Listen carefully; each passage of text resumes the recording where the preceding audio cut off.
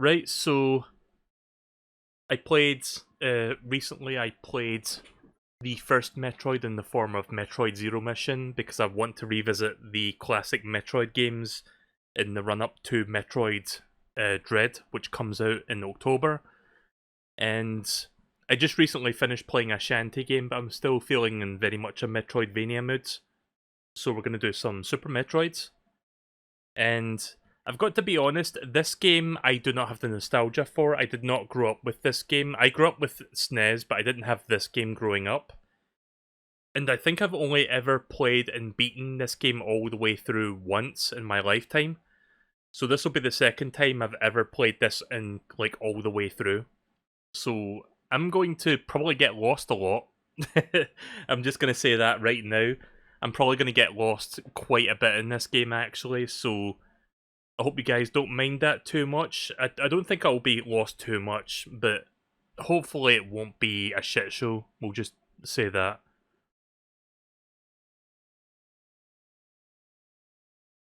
Right, here we go. I'm going to play this with my trusty 8-bit DOE SN30 Pro Plus, which basically looks like a SNES controller, but just with handles and like extra triggers. It's a very nice controller. Perfect for games like this. Metroid 3.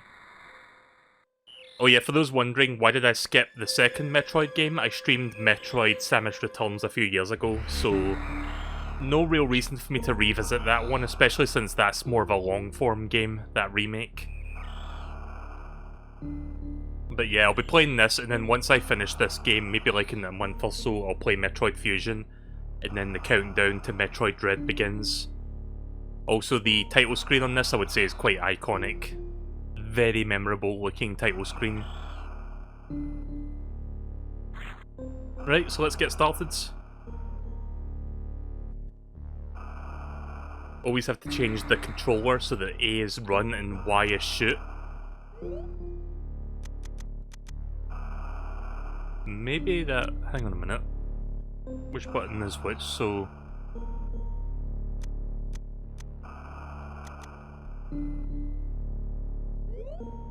actually, that feels more natural if I do it like that. So Y is shoot, B should be jump. And I don't know, should I... I guess that's fine, yeah, that should be fine. I think. I don't know, what do you guys think I should set this to? Should I just reset to default?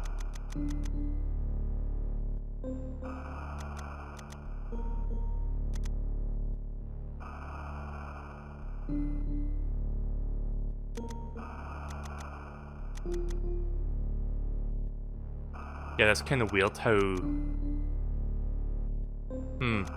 I find it weird how dash is like its own button rather than, you know, just like dashing when you run. I don't understand that, but okay.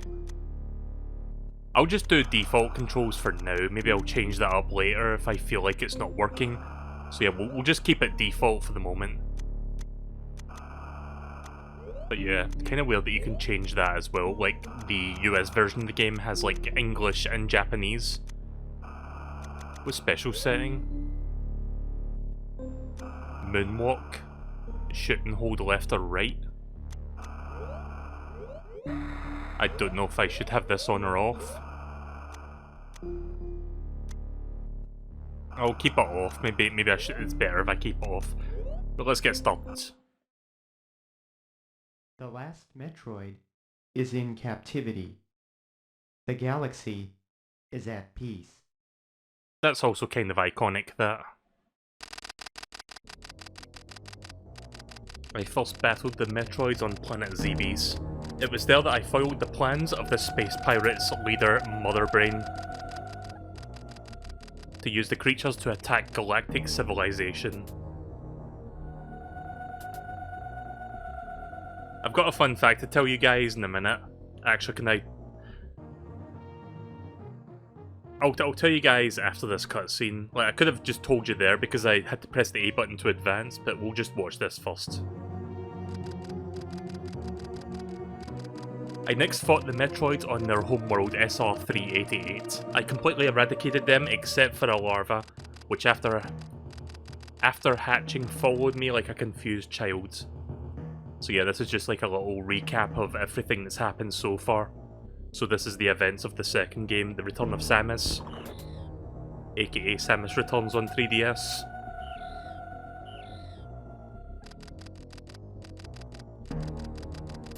I personally delivered it to the Galactic Research Station at Ceres so scientists could study its energy-producing qualities. There's Dr. Kumar.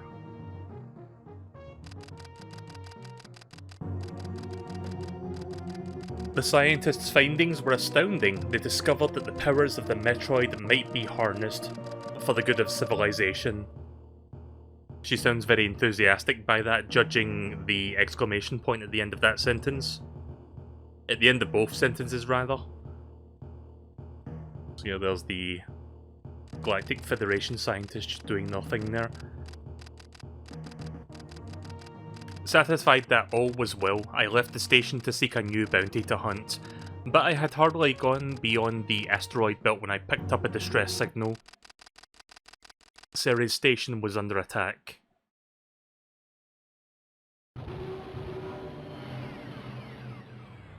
Right, here we go. Time to start a new Metroid. I say a new Metroid, but you know what I mean, like a new one for this stream.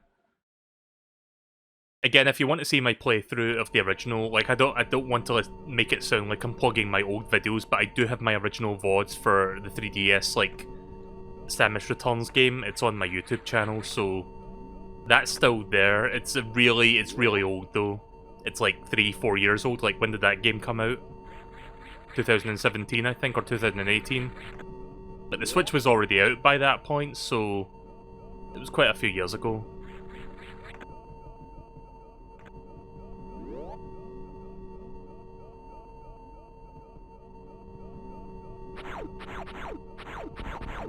Okay, the Y button to shoot. Don't know how to feel about that. When I get to the first save statue, I might have to change that, because that kind of feels unnatural. But yeah, this is the dash button.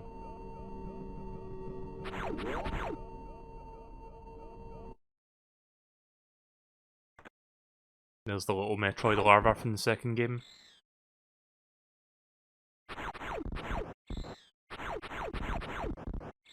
And there's Ridley. So, this fight is impossible to win, it's scripted. So I'm just taking damage on purpose because that ends the fight. It's kind of like when you fight Vile in Mega Man X. Like, you have to get your health low enough to advance. So, I'm just not going to pretend to fight this thing because I know I can't win it. Right, so once your health gets low enough, this happens. Whoa, Mode 7! Emergency self-destruct sequence activated. Evacuate colony immediately.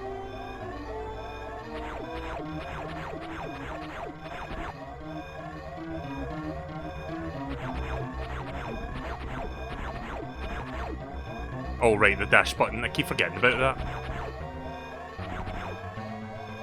Yeah, I'm gonna have to change the buttons because running and shooting at the same time is very weird. It doesn't feel that natural to do. You have died to that Ridley before? Is that possible then?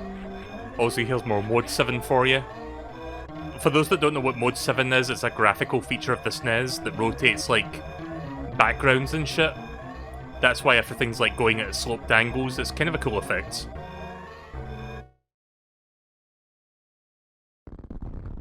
I did not know you could die to that Ridley fight. I thought, like, after you got hit a certain amount of times, you couldn't get hit again. That's interesting. I wonder if you can die to the Vile fight in Mega Man X, like when you do the intro stage fight. Right, so here we are, back at Planet Zebes.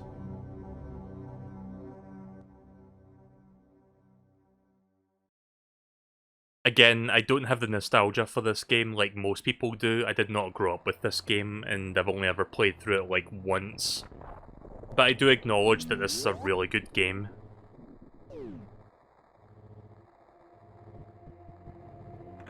As soon as I find that save statue, I'm gonna go back to the title screen so I can, like, quickly change my controls up, because this, again, feels kind of foreign. Like, let me break it down for you. If you've got a SNES controller, or, like, I don't know, a Switch Pro controller or something, do this. Like, pick it up, look at the buttons. I'm holding the B button to run, and the Y button, or the X button, sorry, is, like, the opposite end for shooting, and the A button is for jumping. I have to, like, hold it in a weird way to, like, do this. Can you pause the game to do it? That's a good question, actually. Can you? No, it doesn't seem like you can. I'll just deal with this for now. It's playable, it's just not preferable. But yeah, I love the atmosphere that this kind of game has. And hey, look at the top corner of the screen. We have a map now. Compare that to the first two games.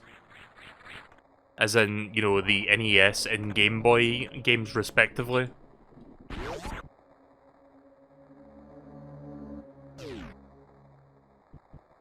Don't have the morph ball yet.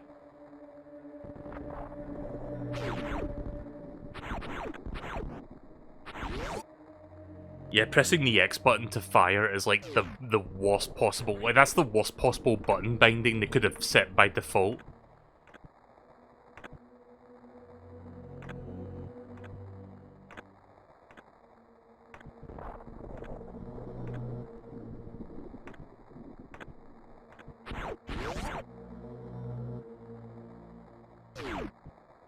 So this will seem very familiar to Metroid veterans. This is where Mother Brain was. These were all the pillars that we shot through to get to Mother Brain. I forgot the name of this location, but this was the location where all the Metroids were.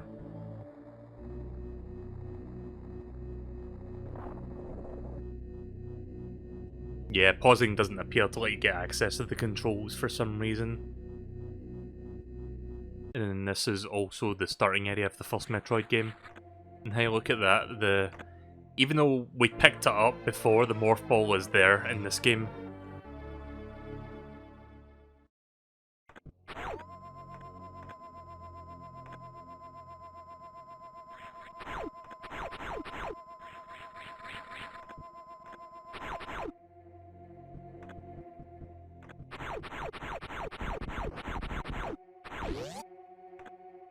I know there's like a... I don't know exactly how it works, but I know when speedrunners like run about, they like flail their cannons up and down for some reason. I think it saves you a couple frames. Because I've seen speedrunners play this game and they're just like this, like just wiggling their arm up and down as they run about.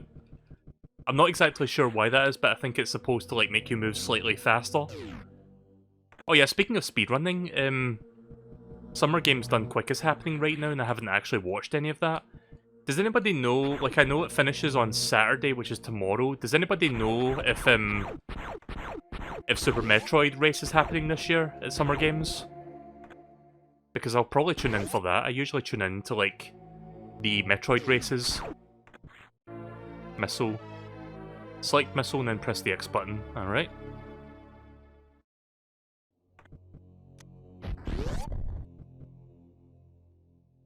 Shouldn't be too long before I find my first save station and I can change my buttons around. Oh yeah, you can do the wall jump.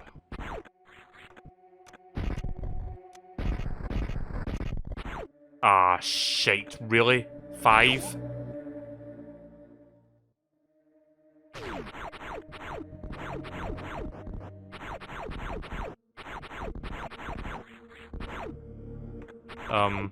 Where do I get some more?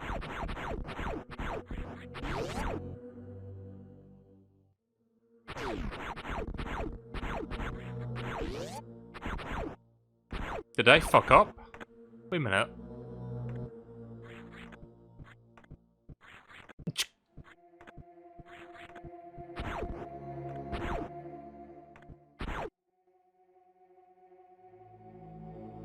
The elevator?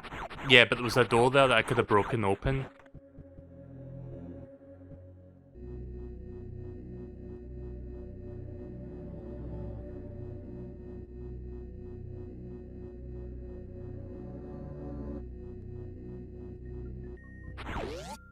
guess I was supposed to go back up here anyway. Oh yeah, there's the space pirates. I kinda remember this. I don't remember much of this game, but I remember like the first like 30 minutes of the game. I remember the first boss fight in this game. It's kinda cool. Like, most of my knowledge of this game comes from watching people speedrunning it at Summer Games Done Quick or like Games Done Quick. Because usually at Games Done Quick they do something called the Super Metroid race, which has like a number of people like racing together at the same time, trying to finish the game first. And occasionally they do a specific category called reverse boss order, if I can say that word correctly. Which is really fun to watch. Like, basically, it sounds what it is. Like, you fight all the bosses, like, backwards. So you start with, like, the later boss, and then you work your way back up to the earlier bosses, and then you do, like, the final boss. Which can be fun to watch because it's very easy for them to die at the later bosses since they have very little, you know, health to work with. And they can even die at, like, the final boss as well, which I'm not going to say what it is yet, but whenever you watch, like, them doing that in a speedrun, it's always quite intense. Of course, my favourite part of a Super Metroid speedrun is the whole, like, bid war of, like, save the animals or kill the animals. I'm always on team kill animals. I'm sorry. I'm sure I just lost a bunch of, like, you know, respect by saying that, but it's true. I cannot deny. There we go.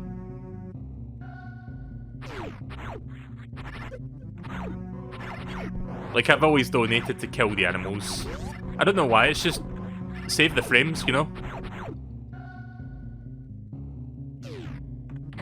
There's the map.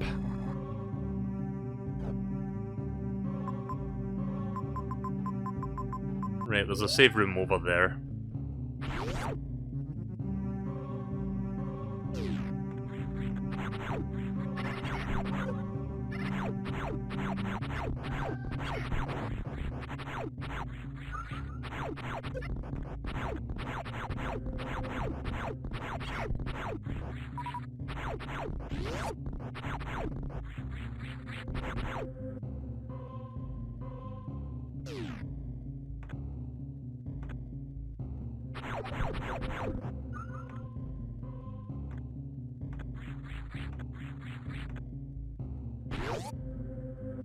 Right, here we go.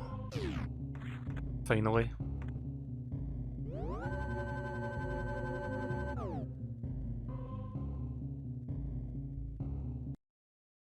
Right, let me change the controls real quick.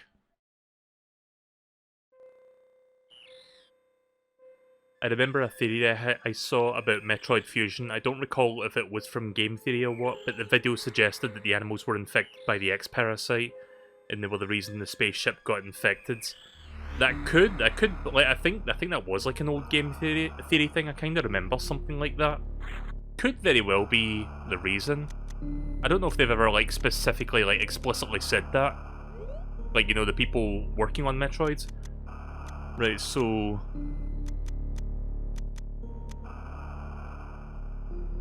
Jump will set to B, shoot will set to Y. I don't know, A button to dash and X to cancel. I guess that would work better for me. That seems like a better, you know, more sensical way of doing it. Right, so Crateria. Which, for some reason, I thought it said cafeteria. Speedrun your control settings. Yeah, this feels a million times better already. Like, the jump and shoot is exactly where I would expect it to be.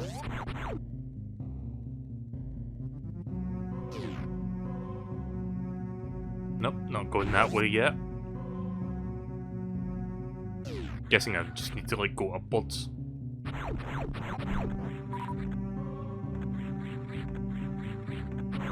There's like a hidden mechanic in this game. I'm not talking about the Shine Spark, but there's like something else this game does, and I'm not sure how to activate it. Something about like getting extra health or something when you're in a pinch. Does anybody know exactly what that is and how to do that?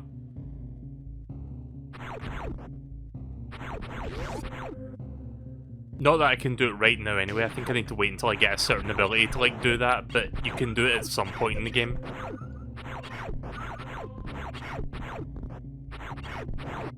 Because I've seen I think I've seen like Vinny or somebody do that at some point, but I don't know the specifics. But yeah, I know about the Shine Spark, that I know how to do. Like, they teach you that in this game. Seems a bit excessive to have 5 missiles to open that. Like in Zero Mission, you only need like 1 missile to open it. Right, so here's the first major item. Morph Ball Bomb. Also, here is the first boss fight. Yep. Sentient Chozo statue.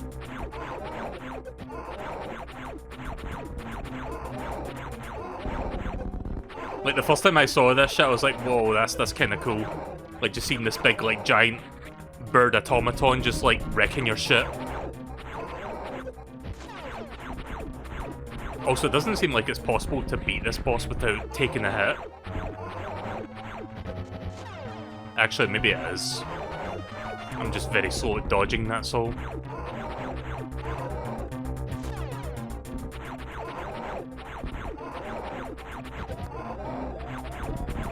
There we go.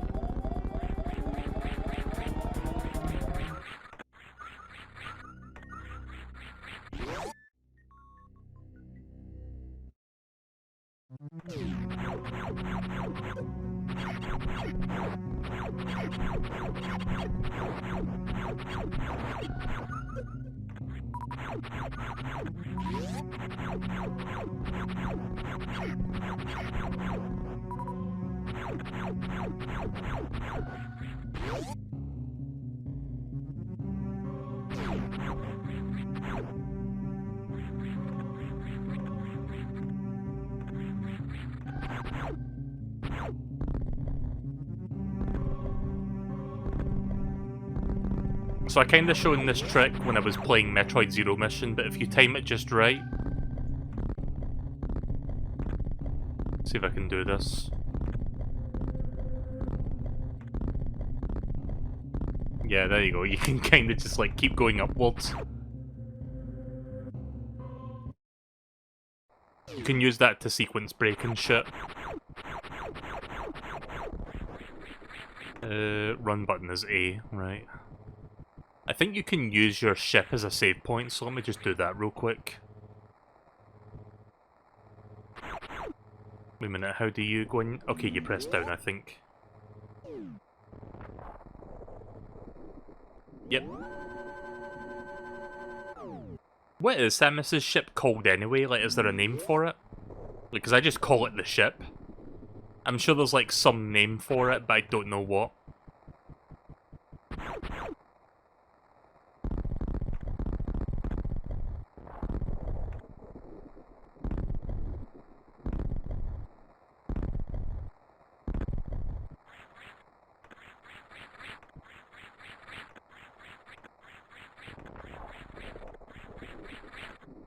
Oh.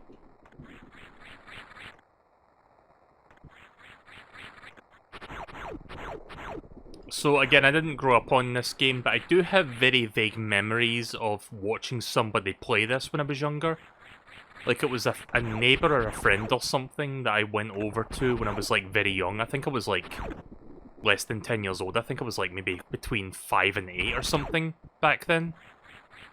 And I have vague memories of, like, watching somebody play this game. And, again, like, the atmosphere of this game is amazing.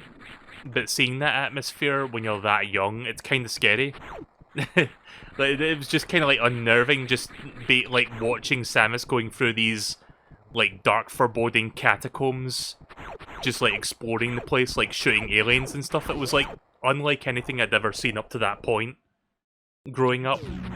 So yeah, while I don't have the nostalgia for this game, I do remember having memories of that. And that did kind of leave an impression on me.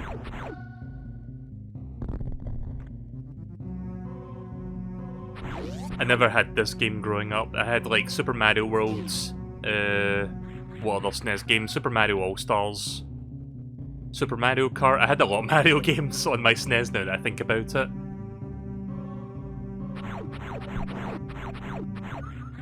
I'm drawing a blank right now. I think I had Star Fox for the SNES.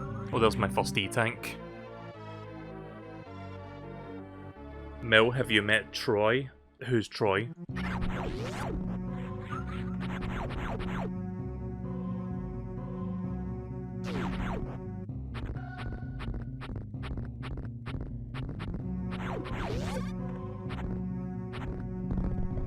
I'm guessing I have to use the... yeah, use those.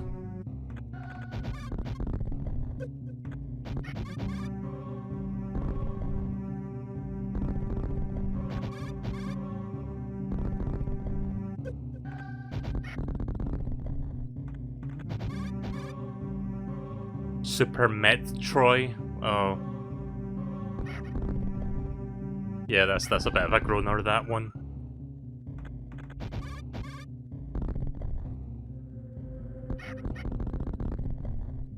Possibly the missiles? Yeah, the missiles work. But now I can't open... oh wait, I can.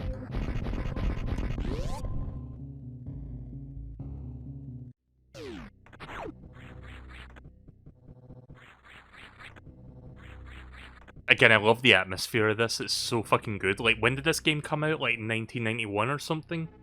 Or 1993? I forgot what the year was on the title screen. But yeah, it's like a really fucking atmospheric game for its time, and that's something I appreciate. Because most video games back then were like happy-go-lucky, babby cartoon anime games. And then you have something like this. So that's an indicator that we've got bosses to fight to like get through that part. 4 different bosses, by the looks of things. I keep forgetting there's a dash button in this game. Should be using it more often.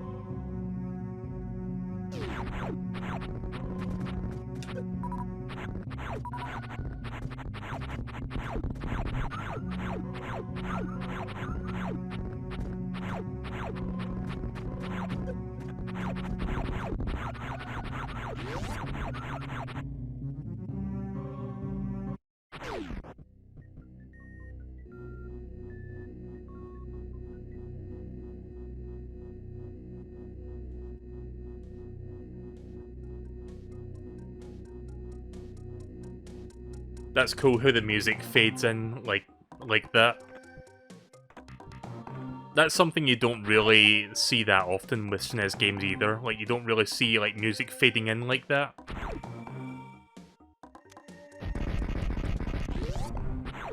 Takes me a minute to remember it's the select button to like change my ammunition.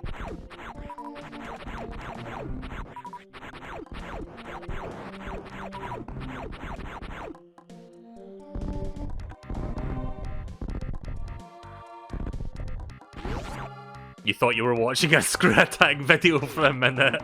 Yeah. I think a lot of people associate that sound with like the old screw attack videos. Like, I just think of like all the old like AVGN episodes that start with the screw attack logo.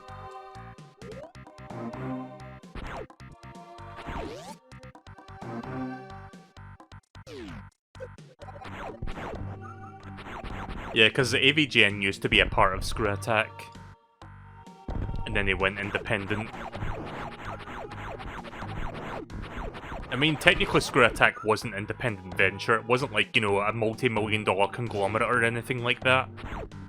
But I suppose, like, being a part of Screw Attack did help his career in the grand scheme of things.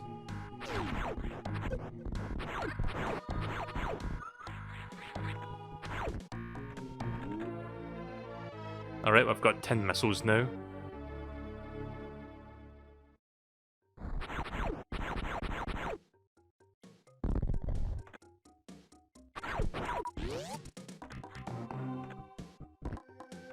Wrong button.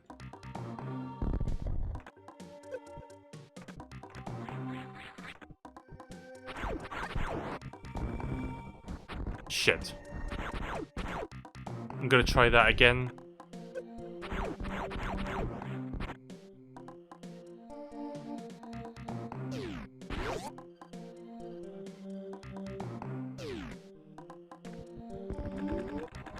Alright, well I guess that's not possible right now.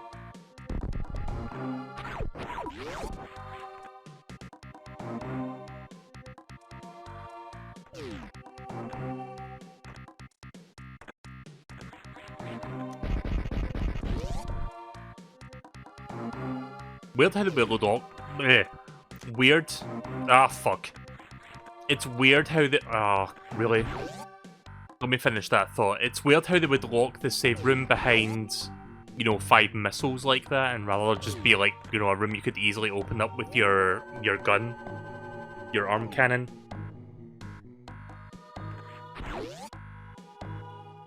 But at least it's unlocked now. Don't think I need to do that again to open it. Let's see. We'll go for the shorter route first because there's something over there.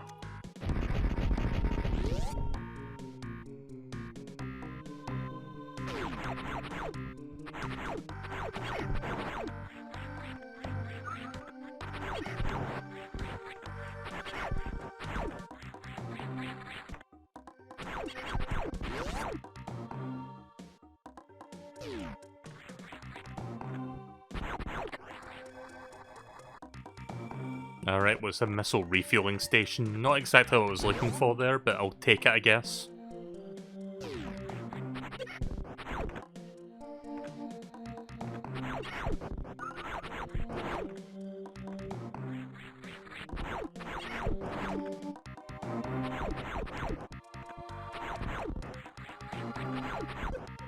Oh. Ah, shit. Can't fucking see where I'm going.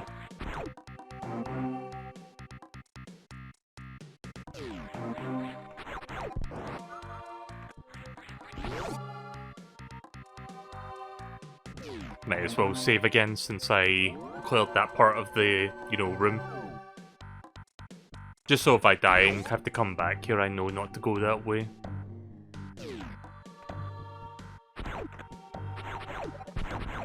I'm probably going to die a few times in this game, but hopefully it won't be that early.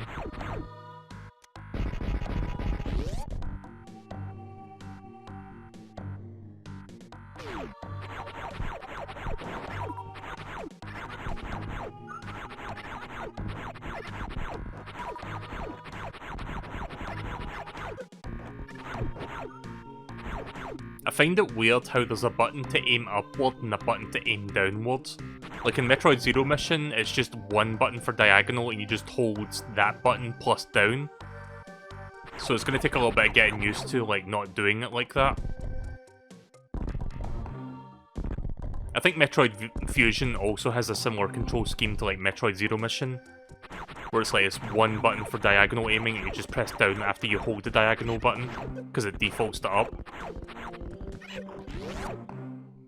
Wow, those things take good chunks of your health.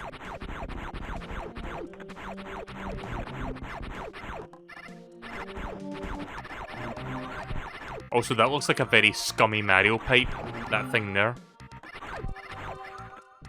It's like a realistic Mario pipe.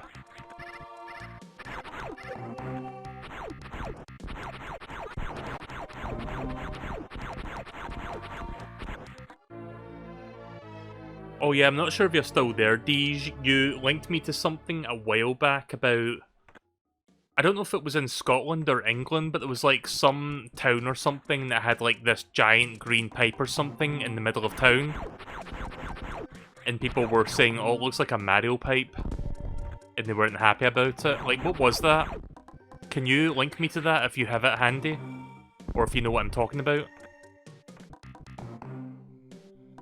Because I want to share that on stream because it's kind of funny. Oh, nice charge beam, getting that very early on.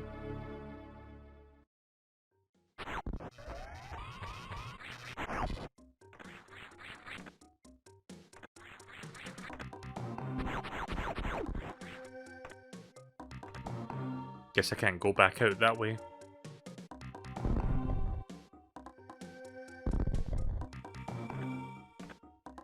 You DM'd it? Right, okay, let me check real quick. Yeah, this is the thing, right, so let me save this picture because I want to show this. I might be dropping frames because I'm loading up Kotaku.com and it's like killing my internet a little bit. Seems this website is not optimized for quick viewing. Yeah, let me save this picture real quick.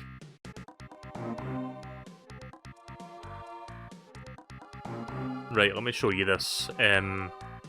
1 second. So according to this article, there's a town in England that installed a bunch of weird, like, potted plants. And I think it's, like, funded by, you know, tax money and stuff. It's meant to be, like, it's something that you look at as you walk by. It's meant to be, like, you know, a decorative thing, just, like, in the middle of town somewhere in England. I don't know the name of the town. The UK town of Walsall. Right, okay, so they basically put down a bunch of potted plants, but here's the thing, the potted plants have a very specific colour and shape to them, and you can ignore that Mario picture. Obviously Mario's not really in that picture, they just put that there for shits and giggles, but that's what the potted plants look like they just fucking put these there. They give them like the Mario pipe look, and they also make them very bright green. And apparently the people in that town of England, or, you know, the town within England, are not very happy about it. Again, taxpayer money going to this. I mean, I think it's cool, but obviously not everybody... I mean, I can kind of understand if that's, like, taxpayer money going into that sort of thing. But yeah, let's see if I can figure out how to get out of here.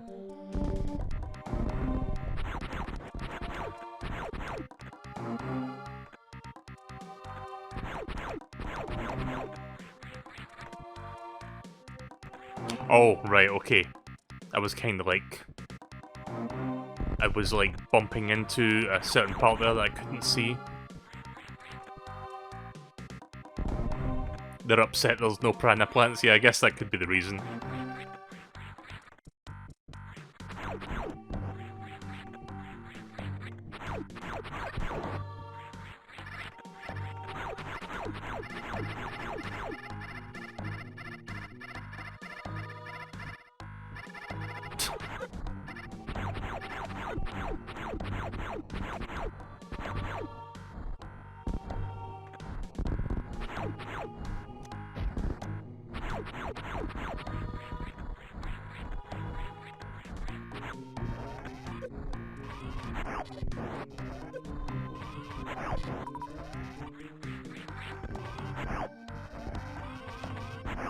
Ah, shit.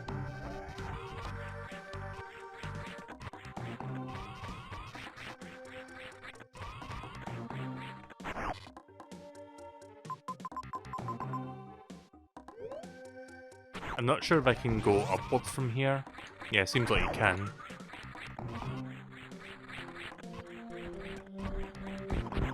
Most people in Walsall are England fans, or Sega fans. Sorry, I can't read. I knew it, I read it in my brain for some reason. Instead of saying Sega, said England. But you know.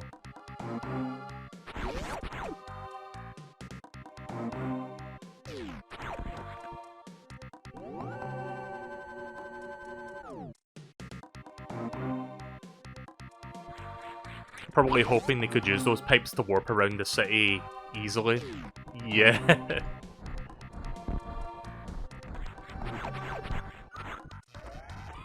I mean, that would, you know, cut down on, like, commute time to work and stuff. Right, guess I'm off to work then. Do! Alright, I'm at work. Time to punch in.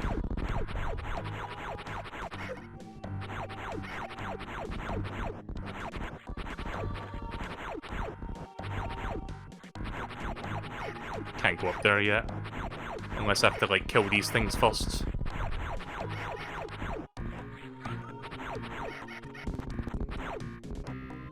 I'm guessing that did it. Yep, there we go.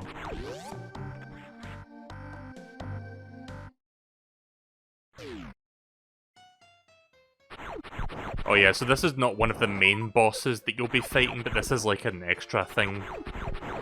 I kind of vaguely remember this.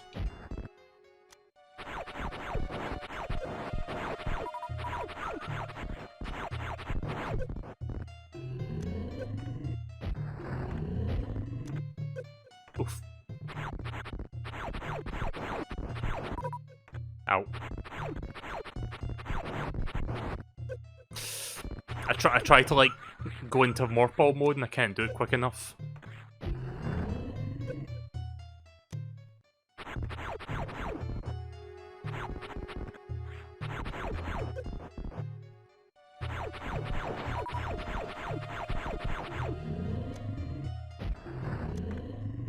Ow.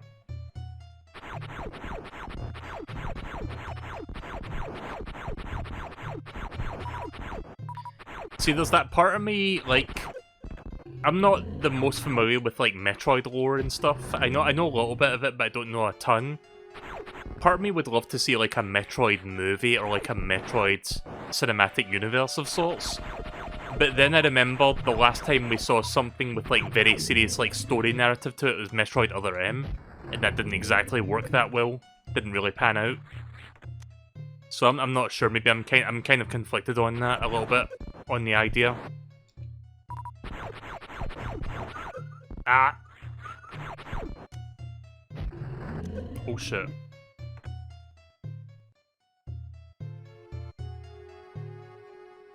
Bobbing and weaving.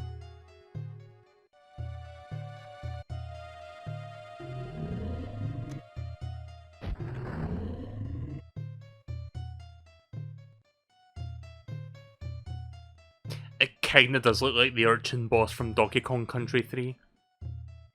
Now that you mention it. Not sure how many more hits this thing takes. I think this might be the last one.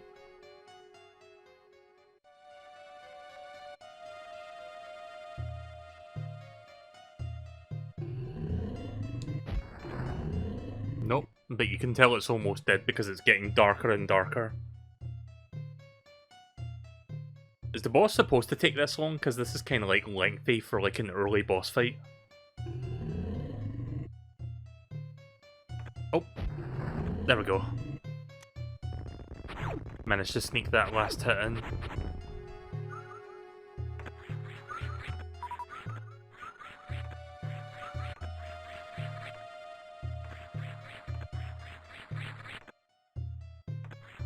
I like how the entire room just like kind of dies out.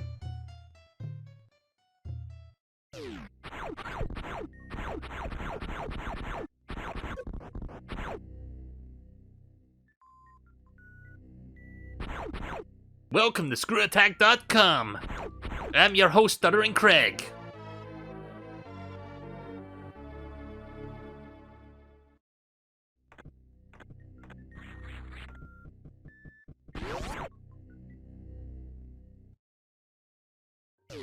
I'm surprised you get super missiles this early in the game. Like, after playing Metroid Zero Mission, and they give you it, like, just like that within, like, the first 30 minutes of the game.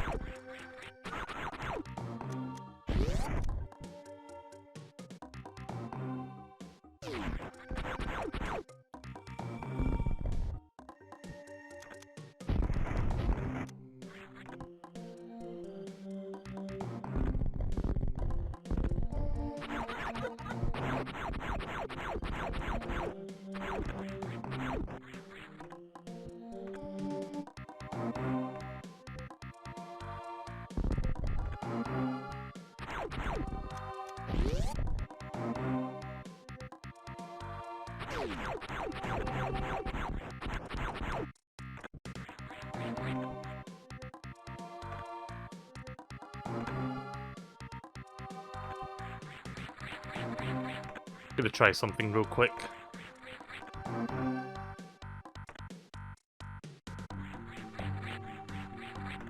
Gonna be a little bit tricky, but I want to see if this is even possible. Come on. Almost. I think you can do this?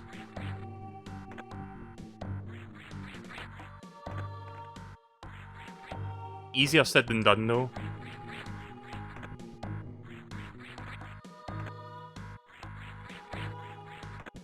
Anyone know if this is even possible?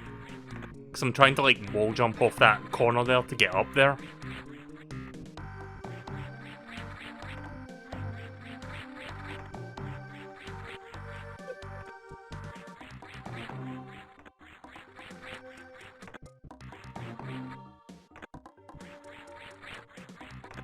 Nah, I don't think it is possible.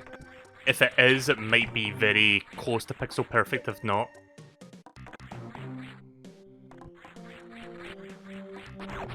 MSP's not talking about you, Pixel.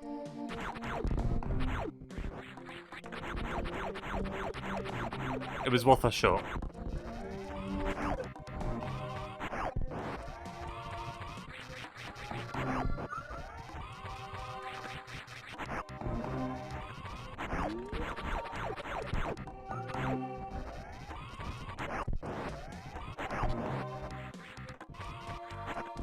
I need to remember that the charge beam is in this game.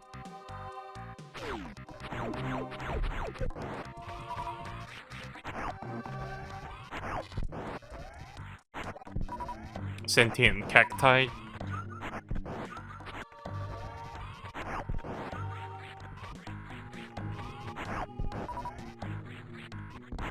Lately I've been binging old One Piece episodes while I wait for more episodes of the current series to go out. And I'm already up to the Alabasta arc. Like, I've just been binging classic One Piece non-stop. I just reached episode 100. So I've gotten up to the Alabasta arc, which if you know One Piece, you'll know is like a really good story arc with a really good villain attached.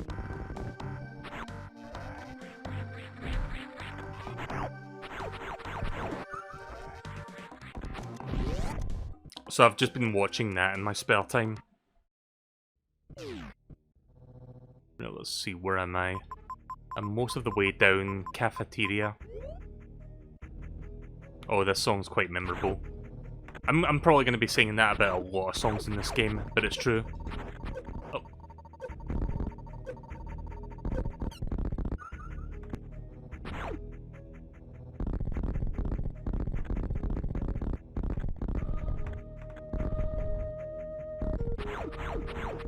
I would say this is quite an iconic song for Metroids.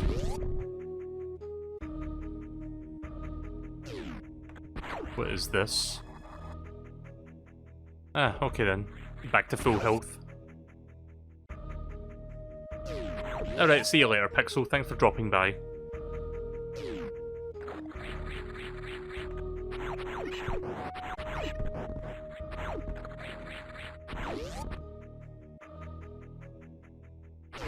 I need to get back into watching Pokemon Journeys. I haven't watched that for a little while. But the last time I watched that was like a day or two before I finished Pokemon Black 2, which was a while back. Oh shit. Ugh. I love it when you're just like struggling to get out of something and you're like stuck in the water at the same time.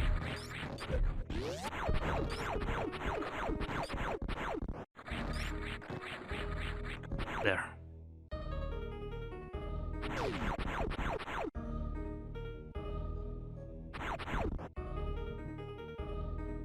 See, even, let me go back to that room real quick. Like, even this is very atmospheric, like, just seeing... Like, what do you call that effect where you see, like, the water... The light refracting off of the water to make that sort of effect? Like, even just seeing that is quite atmospheric. See, that's the key word with this game, atmosphere. Because it really is that. Like, that's what it bolsters at the most. That's what it bolsters the most. That's what it excels at. Yep, this is technically Metroid 3. When you boot up the game, it says Metroid 3. Well, with a number 3, not a Roman numeral, but it's essentially the same thing. But yeah, the upcoming Metroid Dread is Metroid 5. Metroid Fusion was the fourth one. The original NES game, obviously, is the first. I'm not sure which one would be the save room. Maybe it's over here? Nope. And that does fire damage, so I can't go in there right now. And then Metroid Samus Returns as Metroid 2.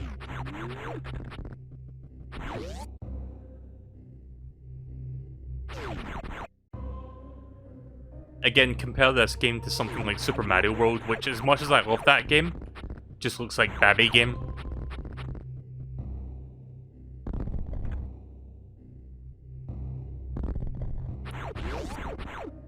So yeah, Nintendo just like completely blew it out of the park when it came to like really showcasing the hardware capabilities of the SNES. Like, if there was any game to really demonstrate what the Super Nintendo was capable of, this was the game.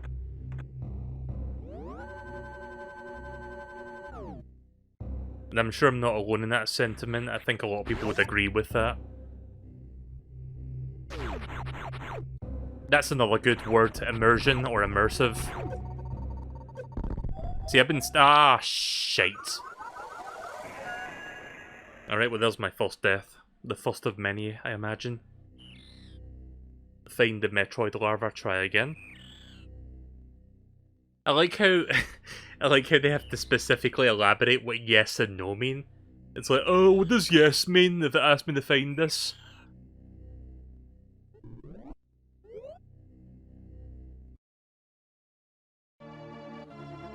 Like, I know I just did it right now for a joke, but you know what I hate? And I've noticed this a lot lately, like, some people on YouTube, like commentators, that kind of strawman, like, you know, dissenting opinions by doing that dumb voice where it's like, oh, well, I suppose this could be a good idea, like that kind of thing. I hate when people do that. Why did I do the exact same thing again?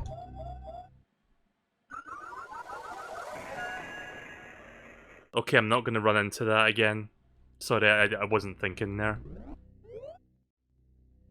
Just going to shoot them from a distance instead of running into them.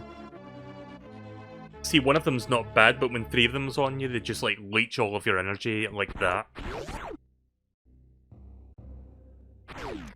Just to be safe.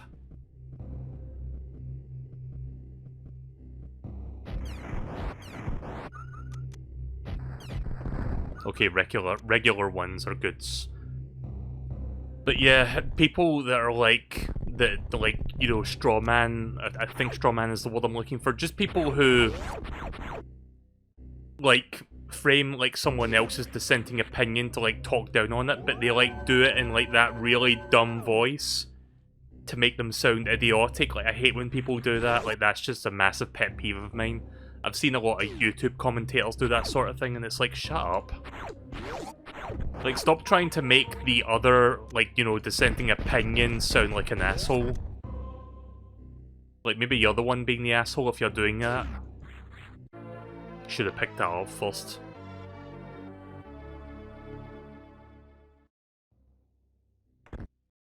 I hope the wait between Dread and Metroid 6 is significantly shorter. Sakamoto mentioned Metroid 6 is already written, and it gives me hope we won't be waiting another 5 years. Yeah, well, I know Metroid is not like a historically like high-selling franchise, and it's a franchise that does better in the West than it does in, you know, in the East in Japan. But I'm hoping that the Switch effect, as some people dub it, will be reason enough for this new game to sell well. You have to remember, Luigi's Mansion was also not a very well-selling game either, but Luigi's Mansion 3 just knocked it out of the park when that released on Switch. High jump boots. Alright, cool. But yeah, I've got my fingers crossed for Metroid Dread. I think now's the time for Metroid to become that next big franchise for Nintendo. And if it does sell, like, you know, millions, I'm not expecting, like, you know, tens of millions like Super Mario Party or Mario Kart 8 Deluxe. But if it can get, like, 3 to 5 million, I think that would be a success for Nintendo, because I don't think any franchise, like, any game in the franchise has sold even that much. I think the highest selling game was the NES game, actually. That game like, sold a couple million, and every game since then, including the Metroid Prime series, has not sold that well. Which is a shame.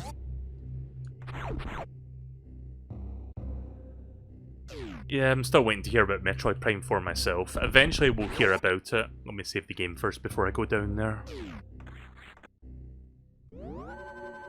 Again, I don't think Metroid Prime 4 is going to be coming out until the very tail end of the Switch's life, if even that. Because they had to like restart development like a couple years ago. Realistically, I think we'll maybe get a tease of it at some point next year, but I don't think it's coming out next year. I think it's coming out at the earliest 2023. Again, they restarted development not that long ago, so... Alright, can't go that way.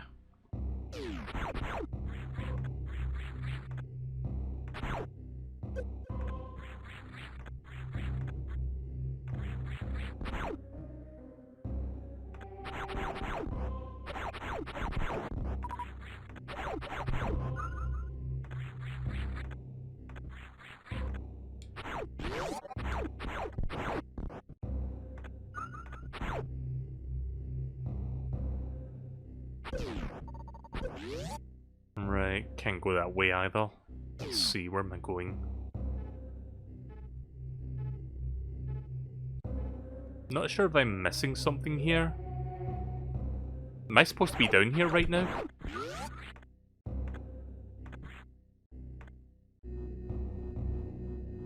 I don't seem to have, like, I don't have the barrier suit, so I can't go through those, like, really hot parts yet.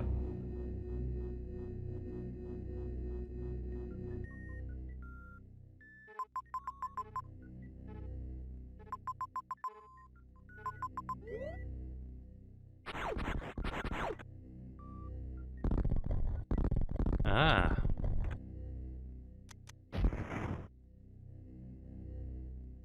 I was wondering about that connected room.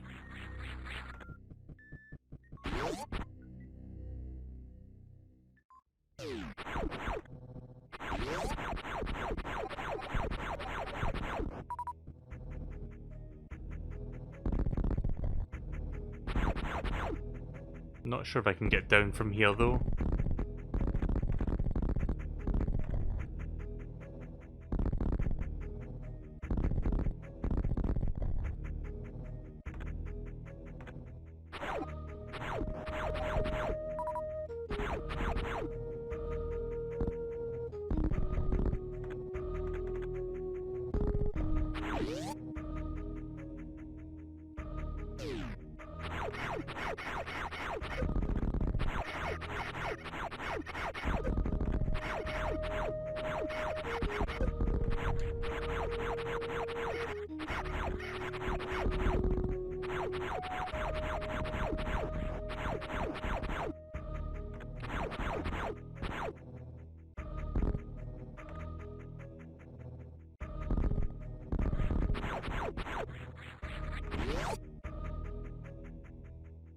I'm not sure if I'm going in the right direction. For all I know, this could lead to a dead end for now because I lack the abilities to advance, but we'll continue pursuing this path and see where it takes us.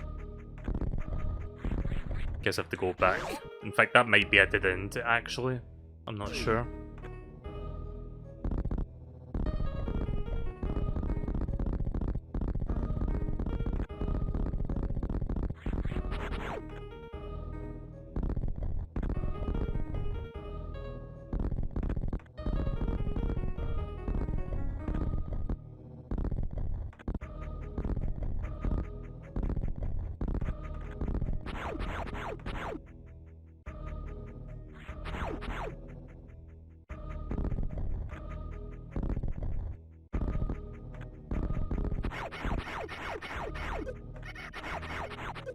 Oof.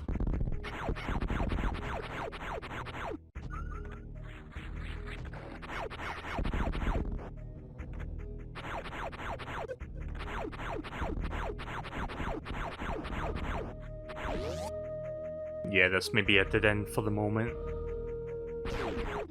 Let's see. Yeah, I don't know if I can get through there unless... Yeah, no, I don't think it's possible to get through from that side. I have to, like, go through it from the other side, it seems like. It was worth a shot.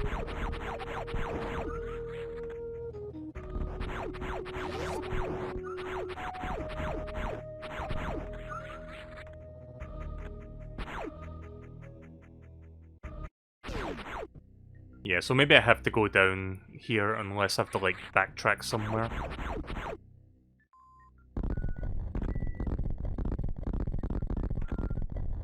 Metroid games always have me second guessing. It's like, do I do this, do I do that, sort of thing. But yeah, let me just do a couple things.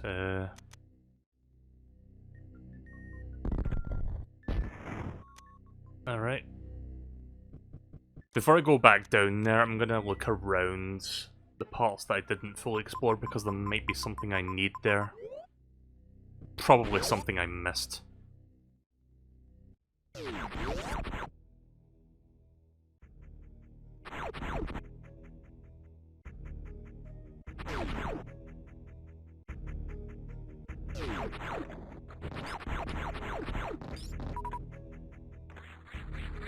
Oh.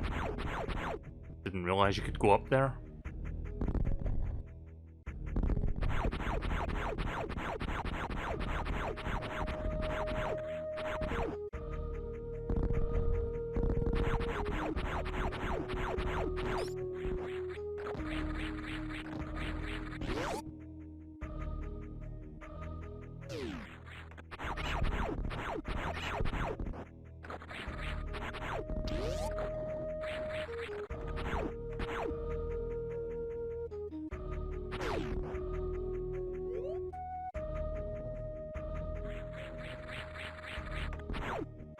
Right, well that definitely means I can't go back out that way, so I'm pretty much stuck down here until I figure out where to go next.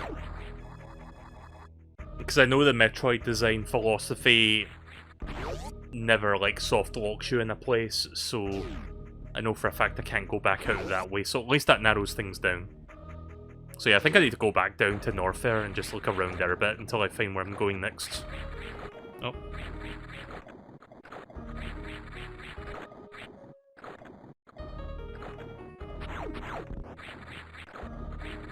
Wait, how did I get over there before?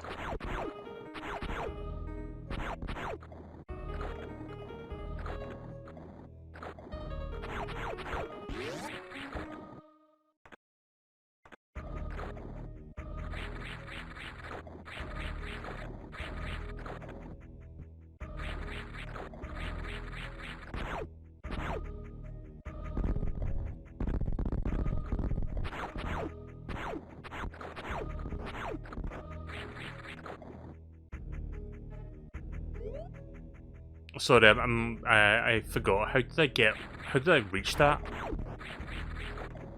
Not enough space to sprint and jump? Oh, I guess you can use momentum to reach that. Oh, you're right. That is how you do that.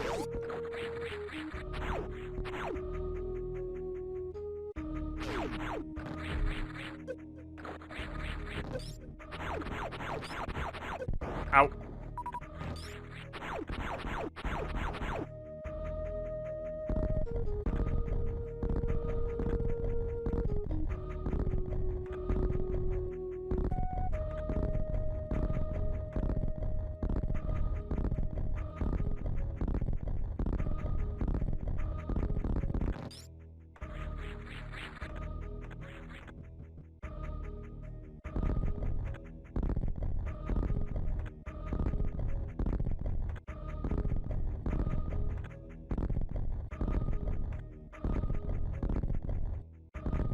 Nope.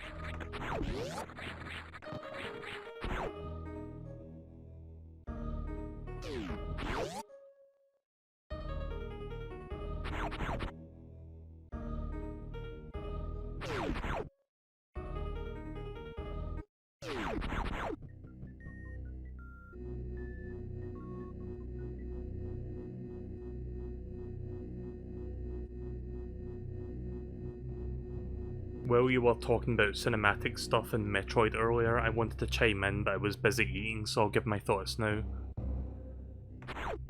I honestly think a more animated cinematic Metroid can work.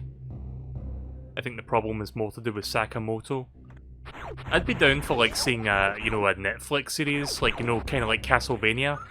That said, I haven't watched the Castlevania series yet, but I've heard it's really good. I think there's like 2 seasons of that. I need to, like, check them out. Did I check what was over here? Let me check again. Like, I checked over here, but I don't know if I checked the entire room. Oh, that's right, that thing blocks me.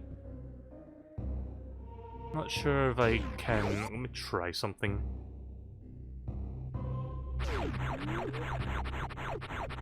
No. Unless there's, like, some way around it. Actually, there's a bit up there. Maybe I'm supposed to go that way?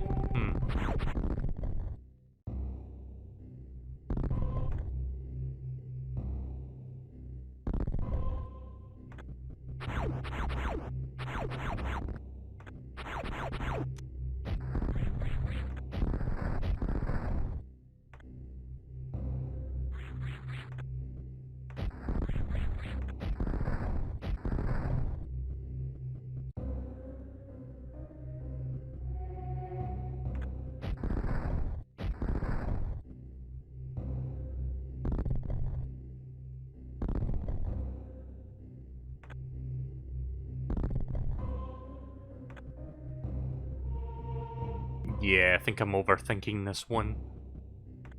I'm pretty sure I don't have what I need to get through that yet.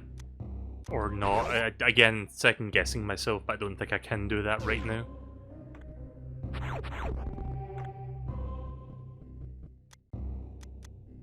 Let's see. Yeah, down there just leads to like another room full of like, you know, heat stuff that like kills me, right? I think. Yeah.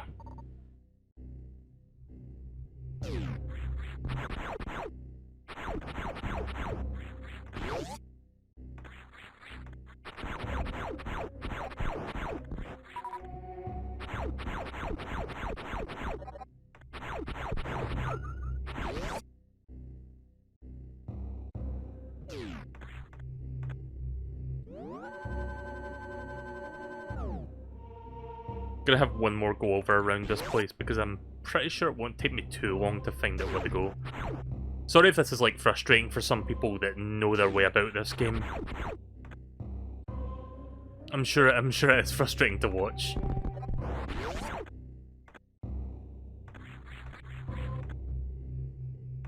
Give me that.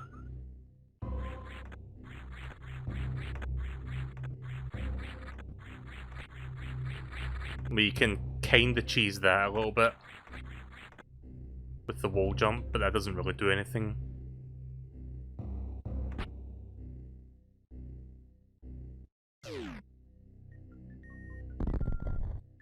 Did I go in? Oh wait, was this the room with the high jump because of how high or low that bit is? I think.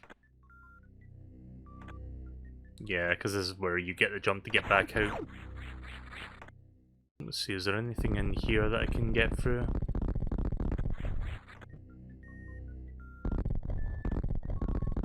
Nope.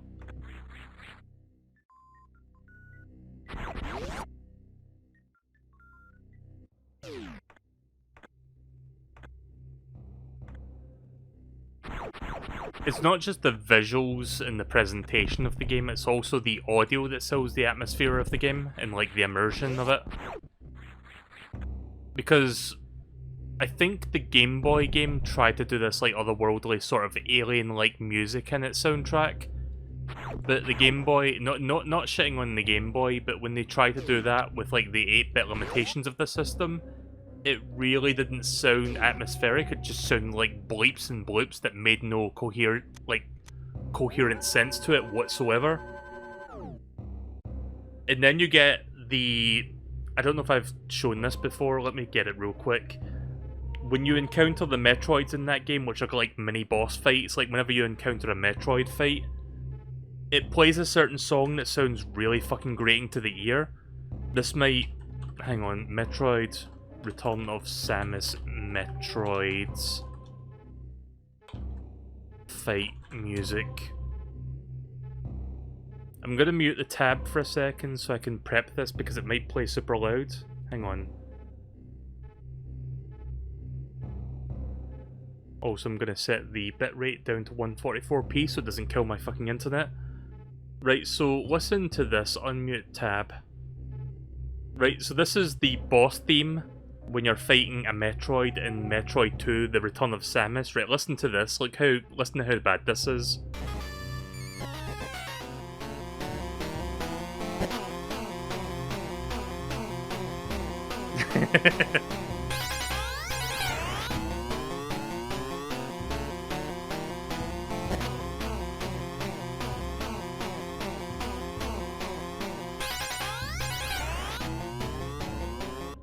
Like, Game Boy is, you know, Game Boy is, like, capable of making much better sounding 8-bit music than that.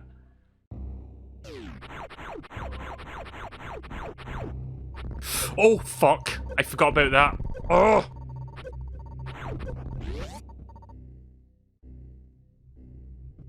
Yeah, that's some real penis music there.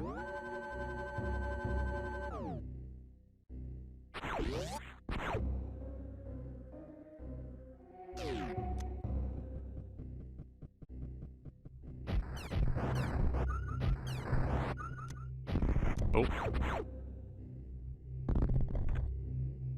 Oh.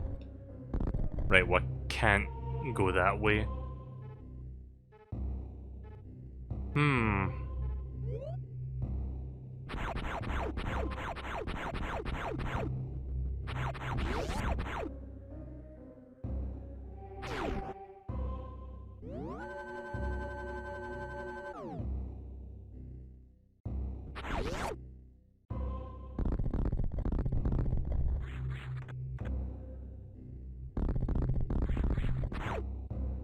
Just gonna check every single corner of the map then, I guess.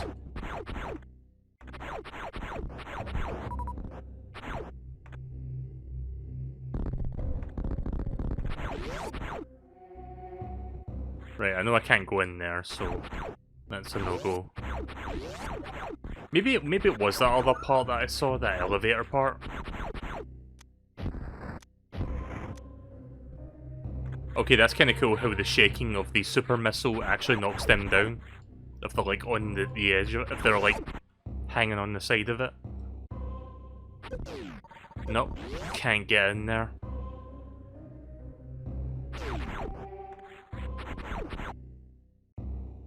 I'll eventually figure this out. Am I supposed to go through this way, or am I not ready for this yet? Like, I'll ask that at least, because I really don't know if that's where I'm supposed to go.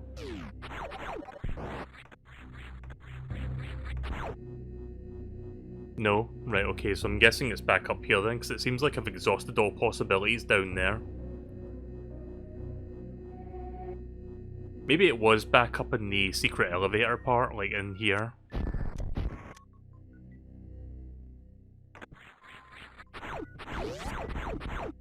Oh, wait a minute, there's a thing down there.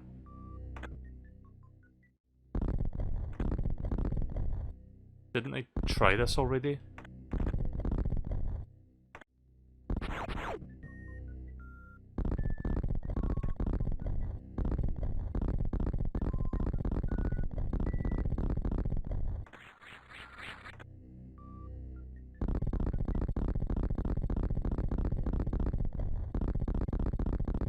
Like, you can see there's something below me, I just can't quite get to it. Yeah, the classic spam spam the bomb on every inch of the floor tactic.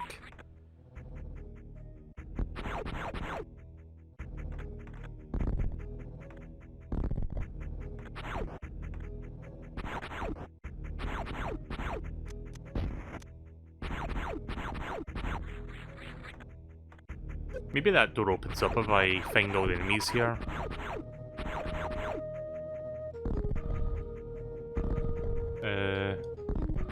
Never mind.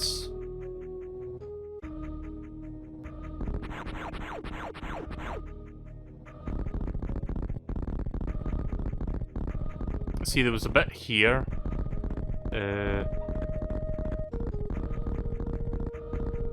At least I thought there was a bit there that I saw before.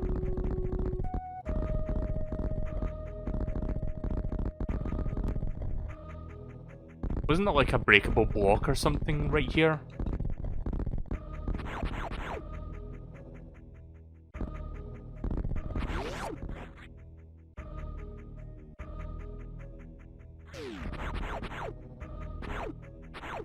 Ow. Oof.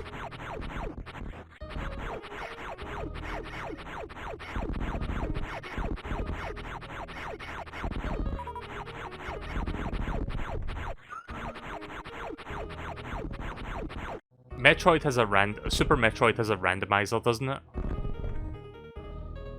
Oh no, wait, this was the spot. Yeah, that spot there. Right, I'm pretty sure... Actually, it's not over here, is it?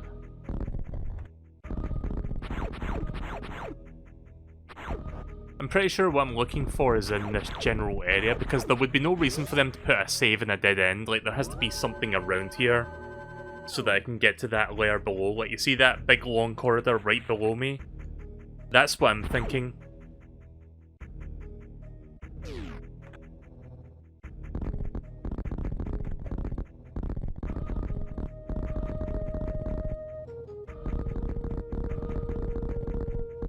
But yeah, this can be the Metroid experience sometimes. I do love Metroid, but at the same time I kinda hate when it does this sort of thing to you, but it's fine. I'll eventually find my way to the next part.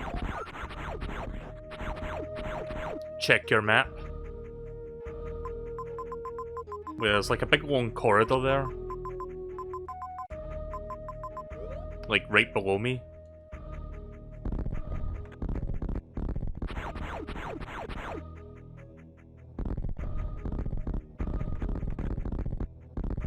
Oh, right, well, super bombs.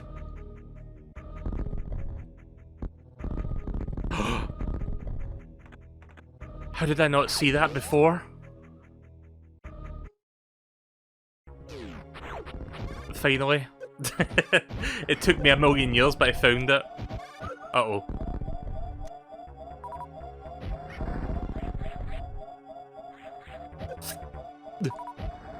I'm about to die, Squirtle.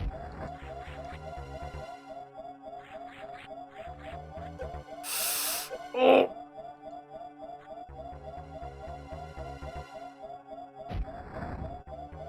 Oh yeah, that's right, I forgot about this. So that's a reference to when you fight Kraid in the NES game, like that's about the scale of it. But it's actually a bit of a misdirection, because that's not the actual boss fight in this game.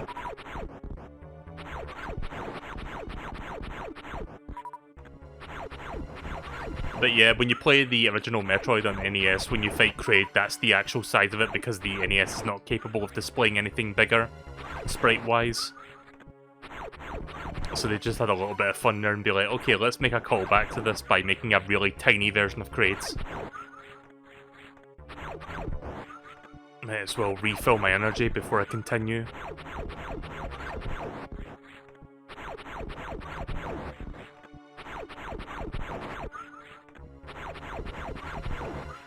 Oh yeah, Crocomire, I remember that thing.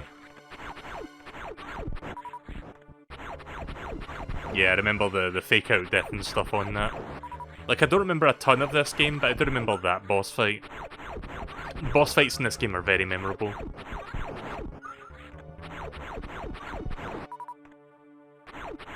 Like, the least interesting boss fight in this game is the flower thing that you saw me beat, just because it goes on for so long. Right, I think that's everything.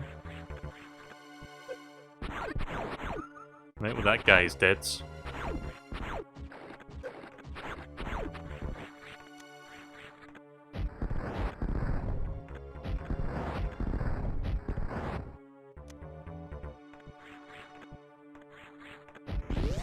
Oh shit.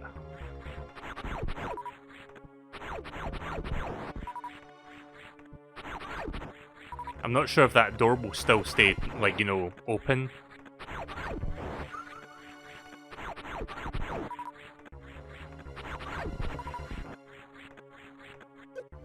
Oh, Jesus.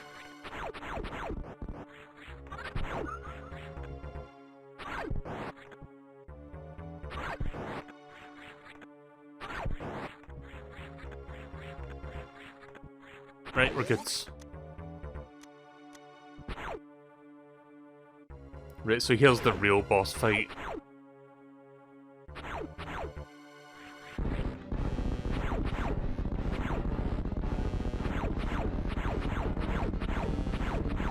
It's nice that they lead off with that misleading Kraid, because it's a nice comparison of how far the technology had come up to this point.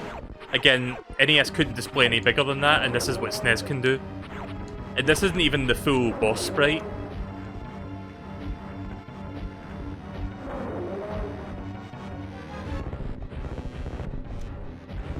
Oh. Yeah, maybe I should save my missiles for the second phase. This is the full boss sprite. One thick motherfucker, this guy. Oh.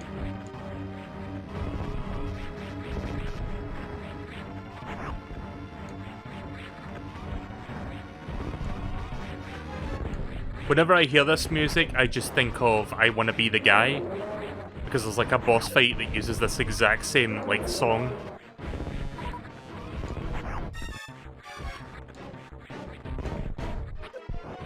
Ah! Oh, fuck.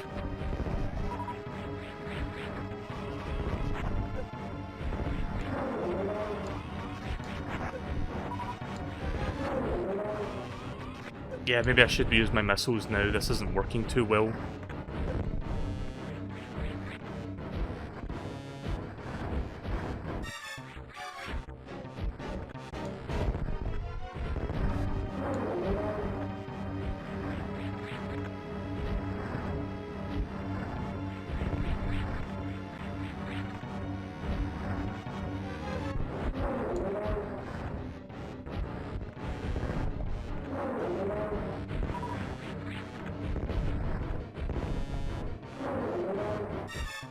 Ugh.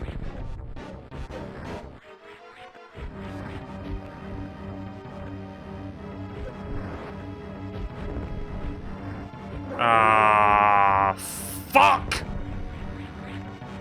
Making all kinds of mistakes with the platforming.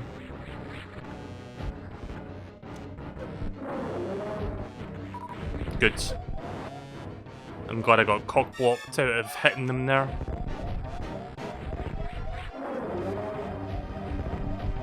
Really?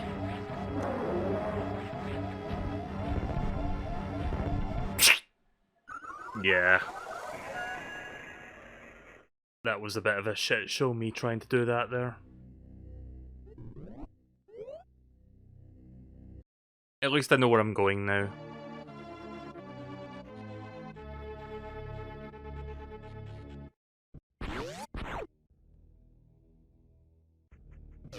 So I somehow overlooked that very obvious like marking in the ground that indicated you could bomb there, like this.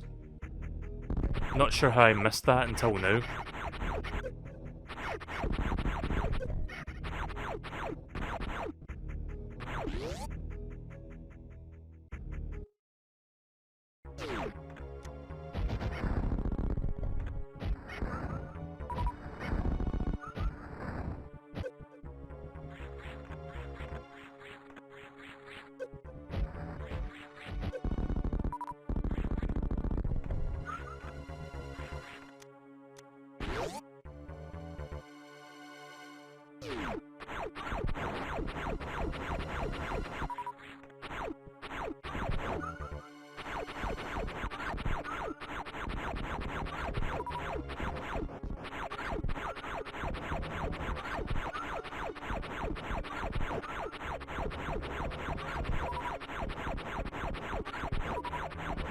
Yeah, I've got a good feeling about this one. I think I've gotten... See, it's not just the boss fight itself, but it's also the platforming. Like, not to shit on the game or anything, I'm not. It's just the platforming feels slightly clunky, and I don't mean that in a bad way. It's just sometimes you try to, like, do a certain thing and it doesn't quite work. It's hard to explain. But the platforming's a little bit more deliberate in this game compared to, like, you know, an arcadey thing like Mario. Because I was making a ton of mistakes there trying to, like, get my footing when I fell down into the spikes. Alright, we're good.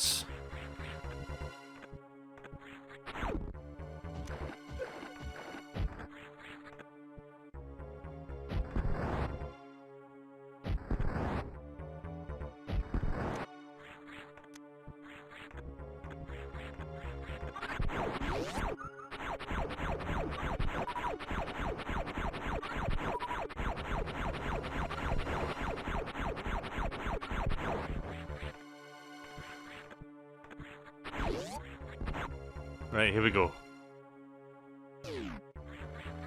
Again, and I've never played I Wanna Be the Guy, I've seen like other people play it, but there is like this song that plays when you fight a certain boss. I forgot what that boss was. But I tend to associate this music more with that game than this game because of that.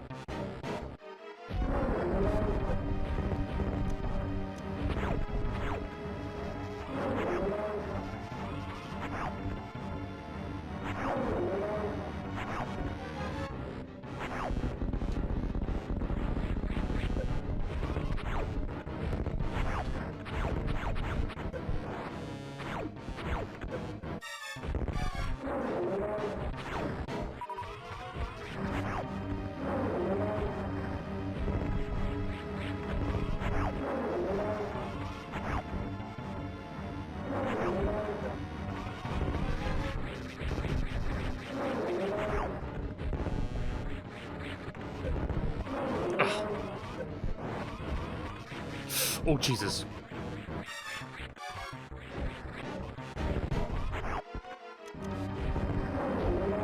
Yeah, open wide, you motherfucker.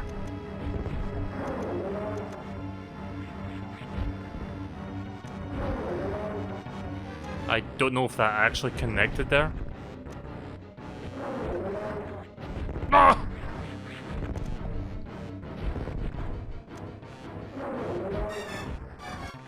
I hate it when it curls its claw up at the worst possible moment.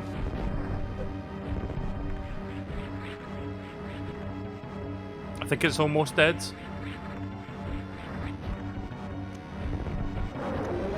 Yes! Second try. Just a few well-placed super missile shots and that's all it takes. Right, okay then. My next power-up is... Oh wow, you get that very early in this game. Again, after having played Metroid Zero Mission, this is surprisingly early.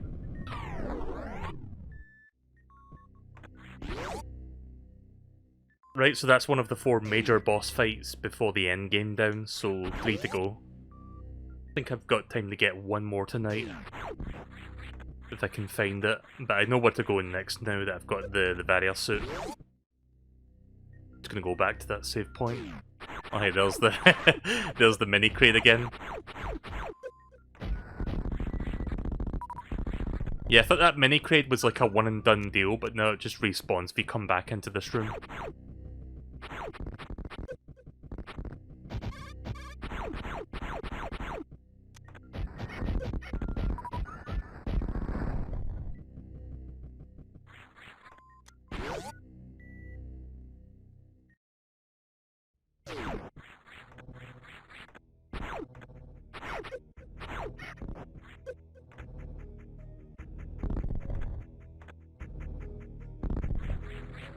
Gotta make sure I save my progress so I don't lose that good shit.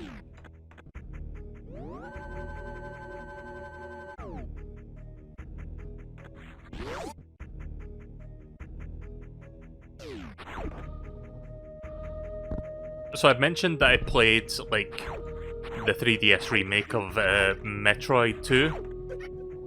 Metroid Samus Returns, or the Return of Samus, like whatever it's called. If anyone's wondering if I've ever played another Metroid 2 remake, yes, I did stream that when it first came out, before Nintendo, like, cease and desisted. Also, this door is open now. Die.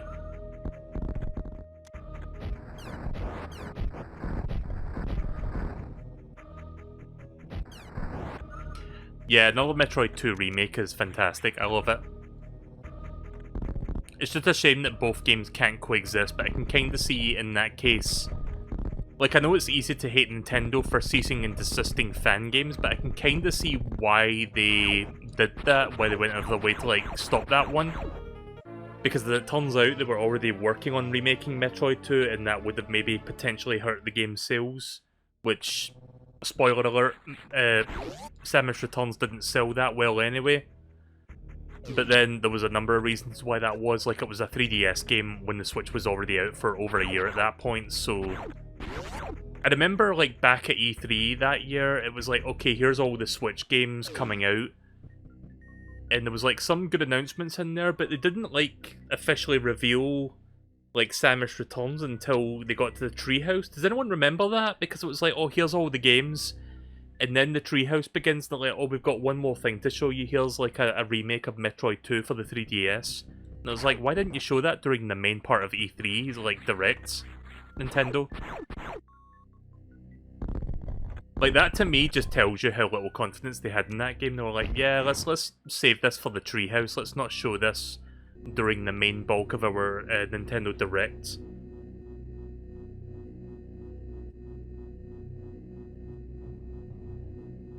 But yeah, that was such a weird moment for Nintendo to just kind of like, you know, hold back on that. Yeah, Metroid Dread being the exact opposite. I'm glad that they shown that off. Well, let's save the game before I continue exploring.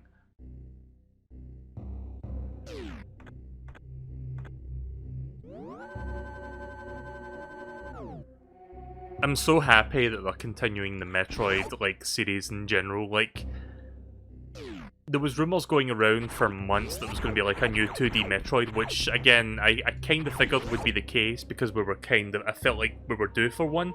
I just didn't know it was going to be, like, you know, Metroid Dread in particular. I thought it was going to be, like, a completely new idea, but it's just, like... Sakamoto continuing his vision that he had on the DS that he couldn't do back then due to technical limitations. And I'm really happy about that, so I really can't wait. From what I've seen so far, it looks really good.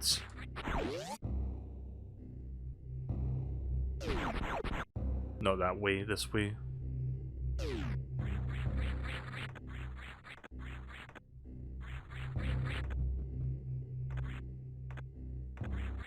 I think this is where I was trying to go in previously, but couldn't really do this. Yeah, here we go.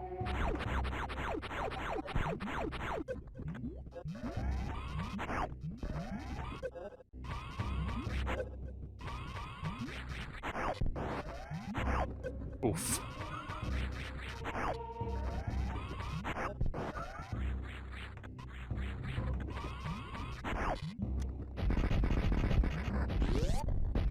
Oops. Shit.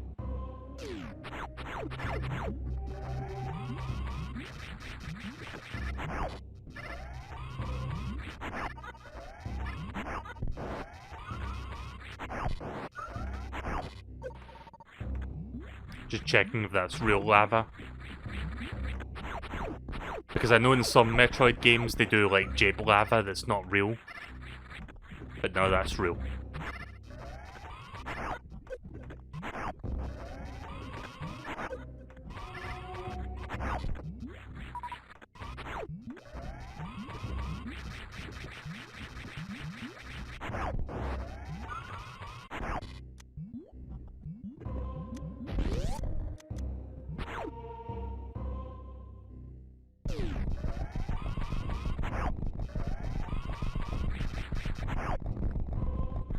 Oh shit. Guess I have to go through that room quickly.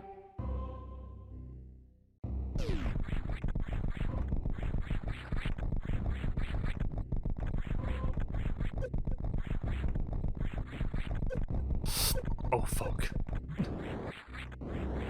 Oh right, it doesn't go any. I thought it would like keep rising, but it kind of just stops there. That's fine. I like this texture. I also kind of like that weird, ripply, pixelated effect that's going on in the background now. That's a pretty nice effect. Like, that effect would be something you would see in, like, a background for, like, Metroid... not Metroid, what's the game called? Earthbound? When you're fighting, like, a, you know, an enemy and you see, like, the trippy backgrounds.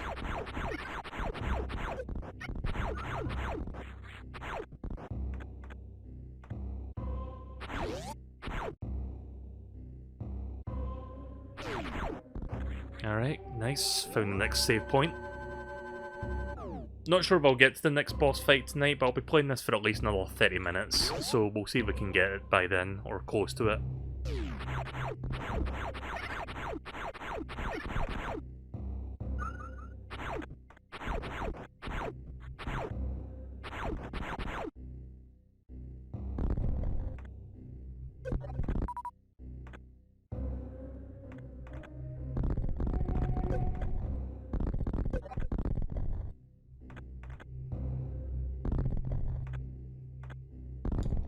But yeah, when we eventually get around to Metroid Fusion, as much as I'm like singing this game's praises for its like atmosphere and shit, I'm probably going to be sucking Metroid Fusion's cock a lot when I play that game because I have a lot of like nostalgia and bias toward it just because it was my first 2D Metroid game, but I still think that game holds up. I say as I haven't played it for a very long time, but last I checked it was still a pretty fun game to play. Can't go that way yet. Again, I keep forgetting that there's a sprint button in this game because I don't think Zero Mission had one of those. Like when you get the speed shoes, like that just kind of triggers automatically if you run if you like walk far enough. It looks like the alien from Alien, kind of. All right.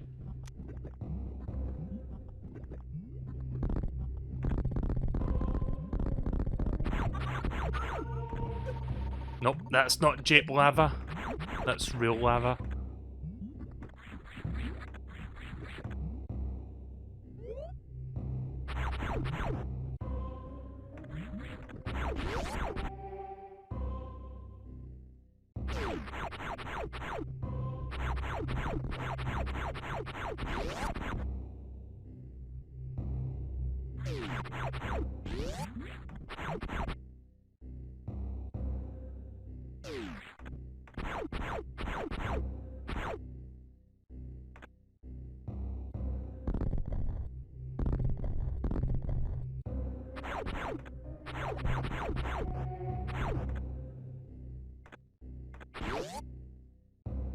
I see a missile tank over there, but I don't know how to get to it quite yet.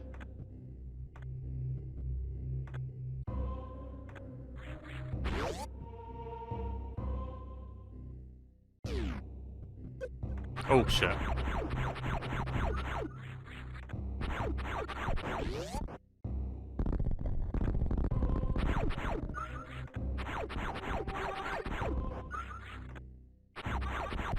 Right, well, kind of an unofficial fueling station here, just gonna refill my stuff.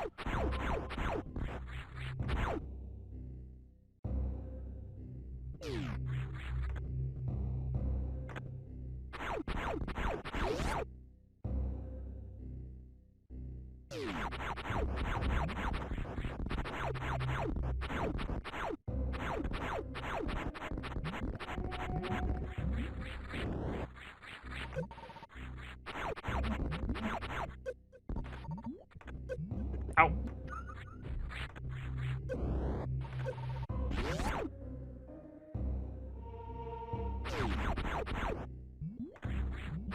Eventually I would like to stream the original Metroid Prime games.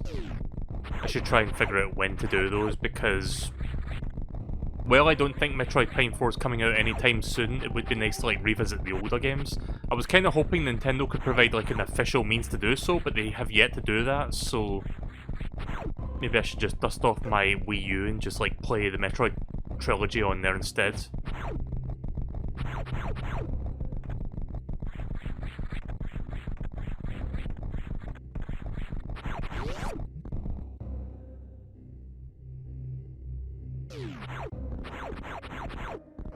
I need to find where my Wii remotes are though, they're stored away somewhere. But yeah, I do have the Metroid Prime trilogy on my Wii U. It's just a matter of finding my Wii remotes and sensor bar and hooking all that shit up.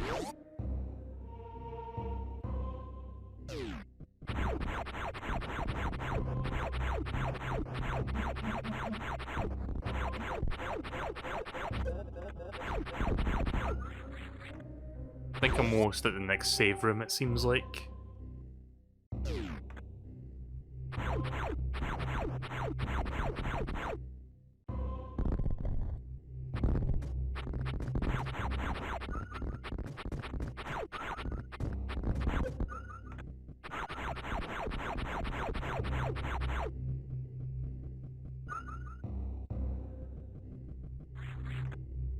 On occasion, not very often, but on occasion I notice that Samus sometimes kind of gets stuck in the crouching pose.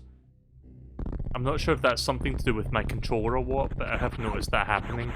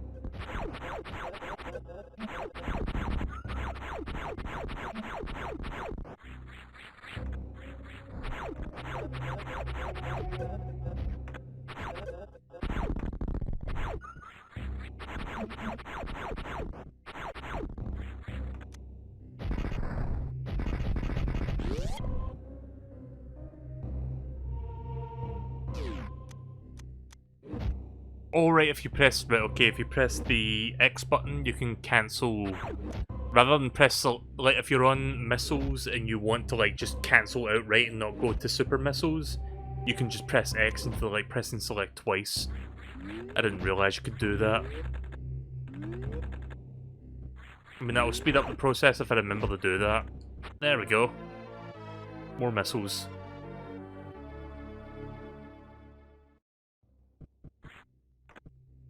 I know what those things are for. I lack the ability for that right now, so I can't go up there. Oh shit.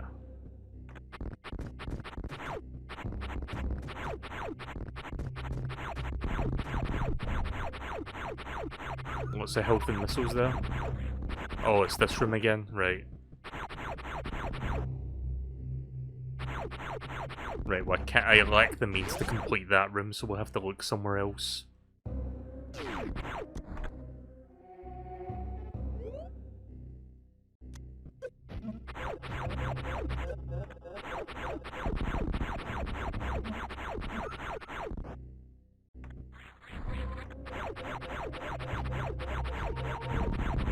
Also, that's a weird looking creature. It's like a cross between, I don't know, a seahorse and a chicken. Because its arms are like stretched out, like what you're probably asking what's so chicken about it. Its arms are stretched out in a way that would suggest it's like a clucking chicken. I don't know, that's kind of what I'm looking at when I see the sprite.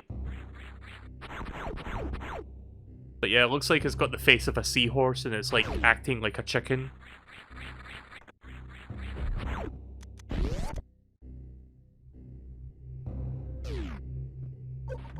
Nope, that ain't japes.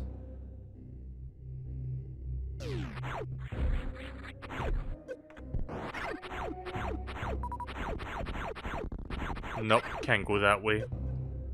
Might as well save the game. Now that I've uncovered the majority of that.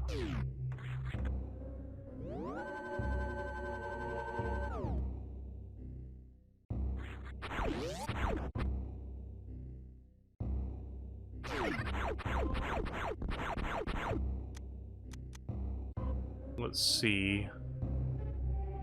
I see one part down there that I haven't fully explored, so maybe I should check that.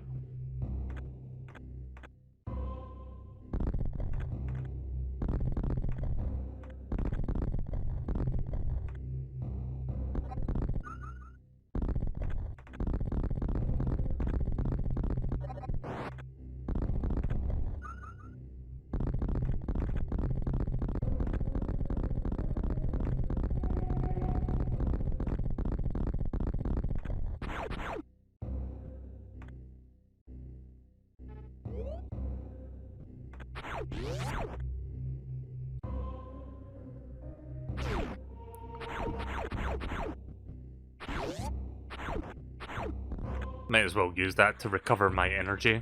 This room. Unofficial fueling station. See, I wish there was more of these that give you like 5 enemies at once to speed up the process. Because that seems far better than doing it like one enemy at a time.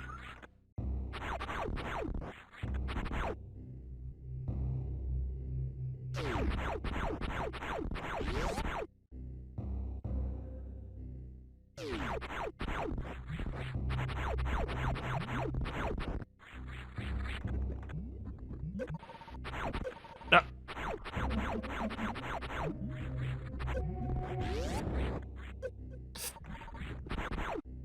Alright, so apparently there's something down here that I failed to check. Somehow I didn't check this earlier, so yeah. The thing I'm looking for is probably in this direction somewhere.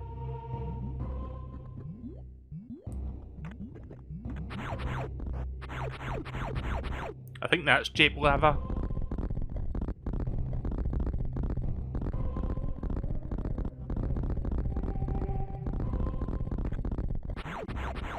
Or not.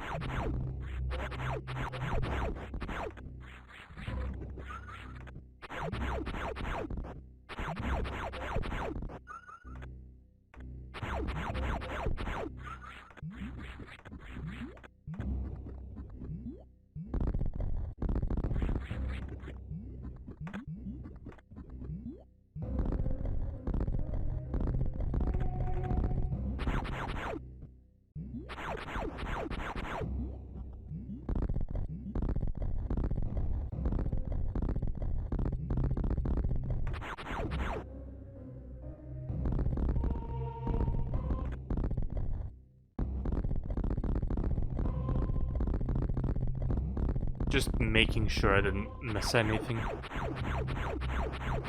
No, maybe it's not down here then. Where else have I not been? Where is that bit at the very top there? Maybe over there, question mark?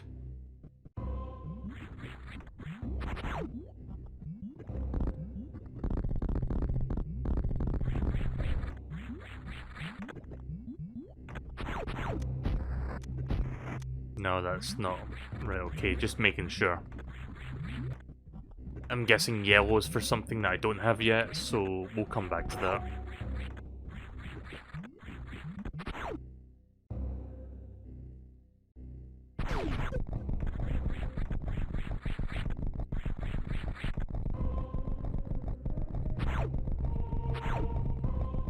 Actually... No, I thought there was something down there. Yellow's for power bombs. Yeah, that sounds about right.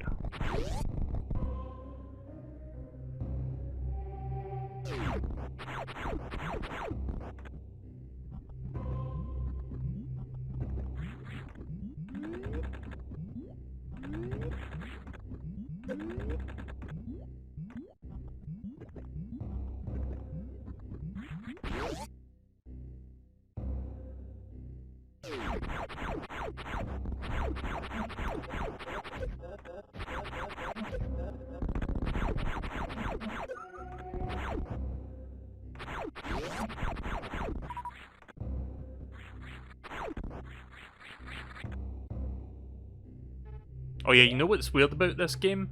So check this out, you can actually turn all this shit off, which I don't understand why they give you the option to do that.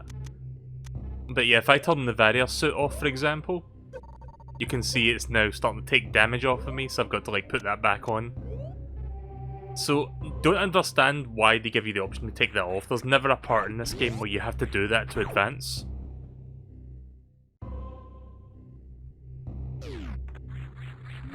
I'm thinking I'm supposed to go up there, maybe? Somehow?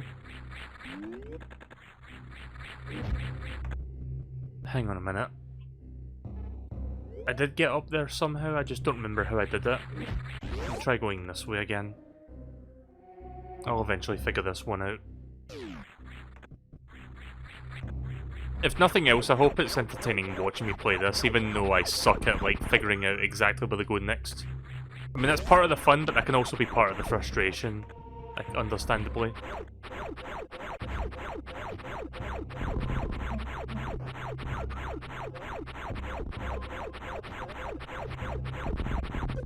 Oh.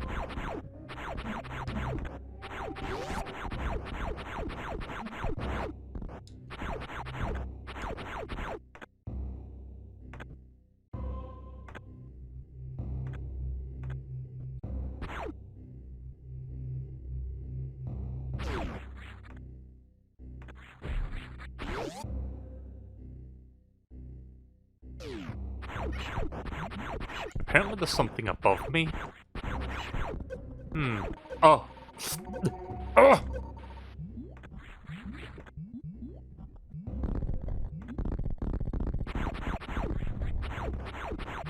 Ah, there is something above me.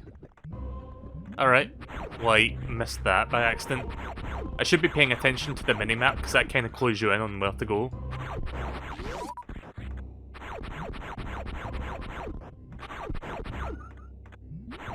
I'm assuming there's a save room very close by. Oh.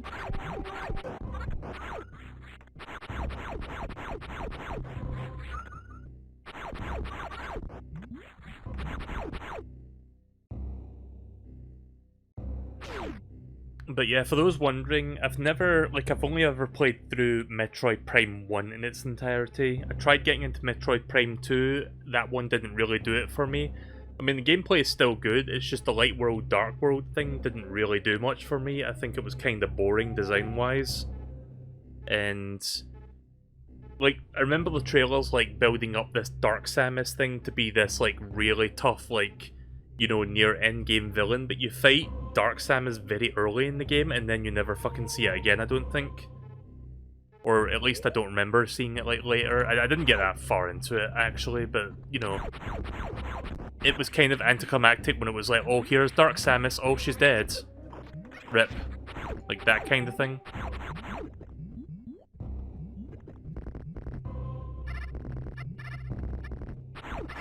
run.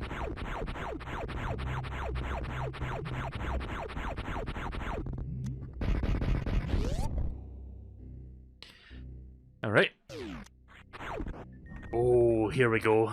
Speed booster. Press and hold the A button to run. This is where the fun begins.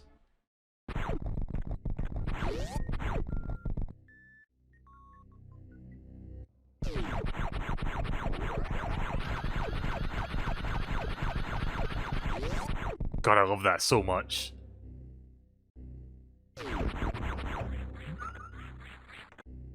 I like how they positioned that, like, enemy spawner there just to teach you that you can, like, run through enemies with it. That's a very clever way to do that. I love good game design like that.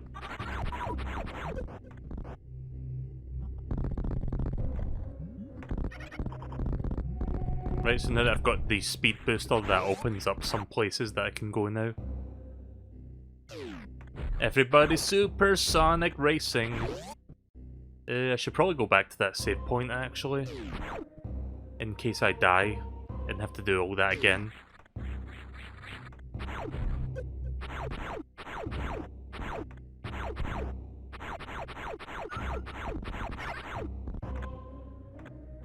Oh.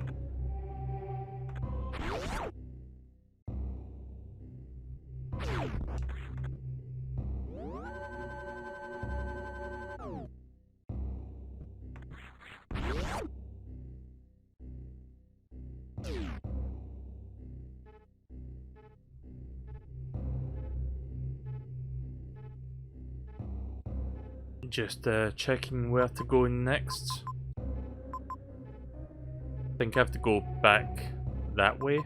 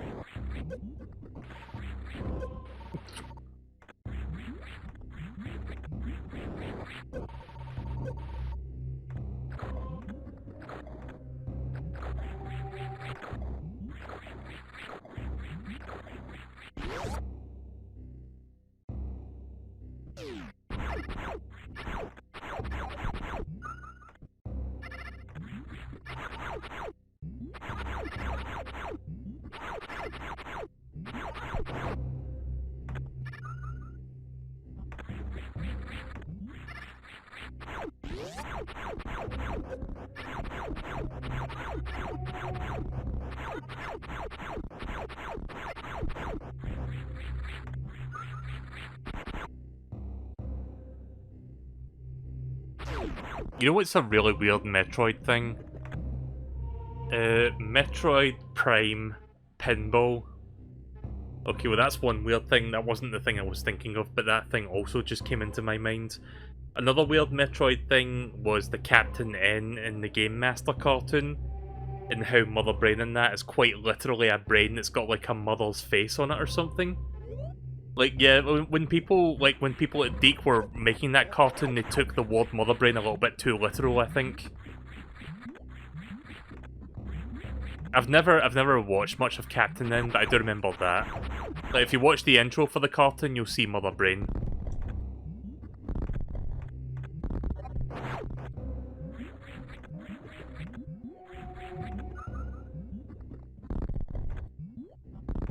Like, I've barely watched Captain N, the Game Master, but I have watched pretty much all of the Mario cartoons. I've watched all of the Sonic ones, except for Sonic Underground, because that one sucks.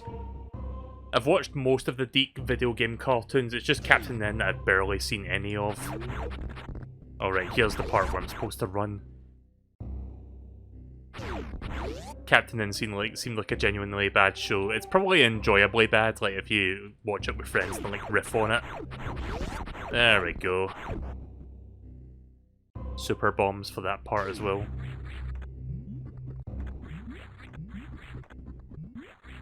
Right, so we're making progress. For once.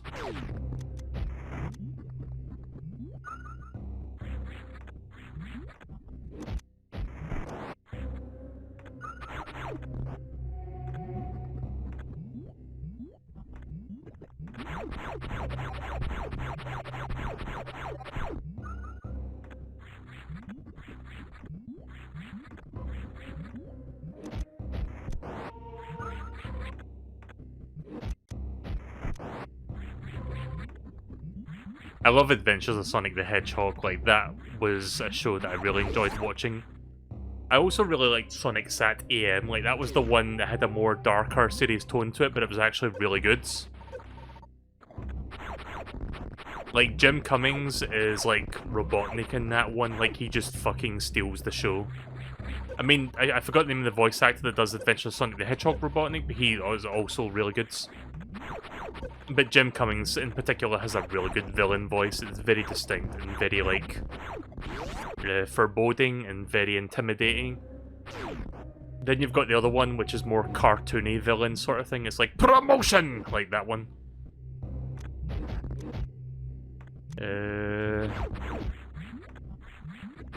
Give me a second to think about this one.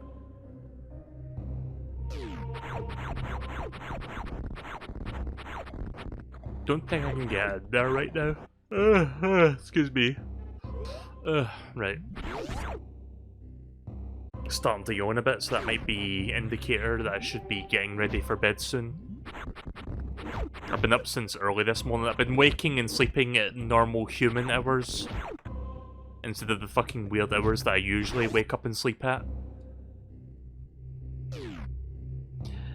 You know, I've never really seen much of Sonic Boom, but I heard that cartoon was good. I think I only saw, like, a few of the very early episodes.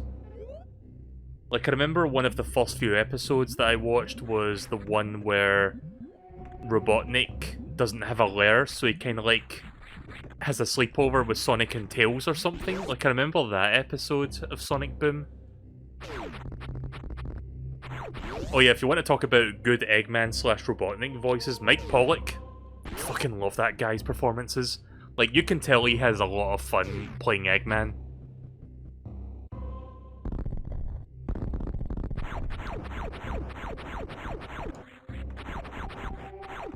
I'm actually looking forward to revisiting Sonic Colors later this year, because you do hear a good bit of, like, Mike Pollock in that as well. There's a few good cutscenes with him in it.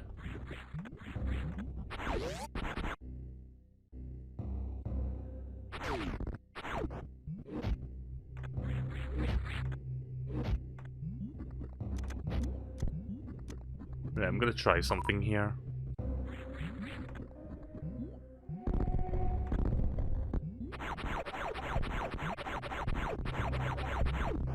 I always struggle with the rhythm for this.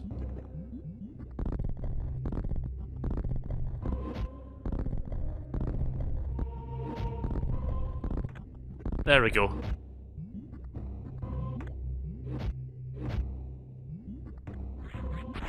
I'm not sure if that was the intended way, I don't think it was. Got the ice beam. Yeah, I would say Mike is the best, like, modern Eggman voice. I don't think I'm supposed to do that, I think I'm supposed to go the other way around. But whatever, it works. I'll tell you what I'm gonna do, I'm gonna see if I can figure out the normal way to get in there.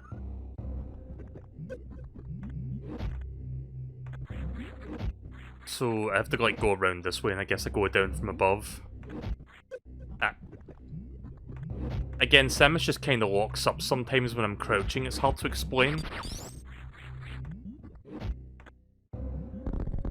Oh. Okay, it was that straightforward, how did I fucking miss that? I'm surprised I didn't even figure that out. But hey, I've got the ice beam now, so that's fantastic. Again, after playing, like, Zero Mission, and I remember, like, Metroid Fusion, like, very sparingly gives you, like, the good power-ups. It is kind of surprising how quickly you get all the good stuff in this game. That said, they'll be saving the screw attack for very late in the game, like screw attack and space jump. Those will be, like, the really good ones. But yeah, Mike Pollock has been doing Eggman since Sonic X. Like, even in Sonic X, like, say what you will about 4Kids and, you know, doing shitty dubs of, like, anime and stuff. Mike Pollock, even back then, was really fucking good as Eggman. Like, he was really fun to listen to.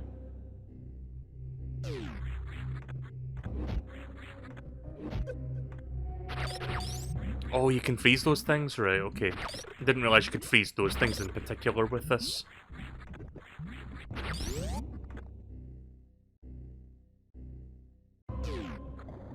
Oh, right, yeah, so you can...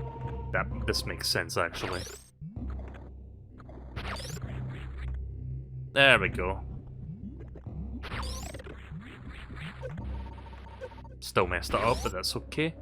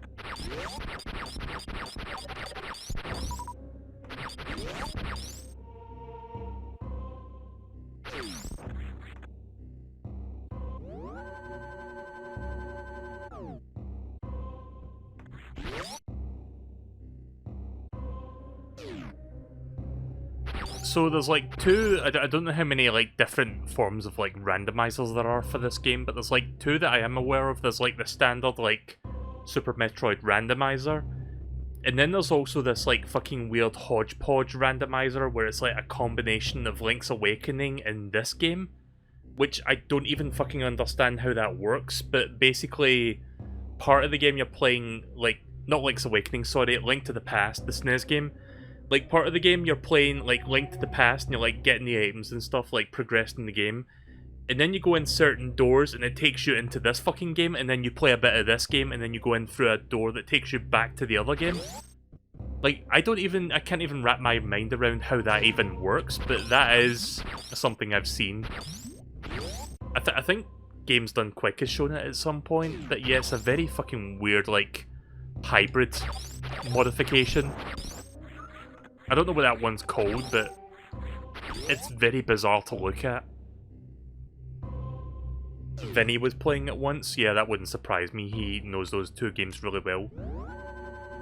You know, at some point I want to also stream, stream Link to the Past, because that's the Zelda game outside of Skyward Sword that I probably played the least. Again, never really grew up with that one. I've only ever played through that game all the way once, and that was on the Wii Virtual Console back when that was like a new thing. So it's been quite some time since I've played that game. Like, my first 2D Zelda experience was Link's Awakening on Game Boy Color. Link's Awakening DX. Oh right, we've been in here already.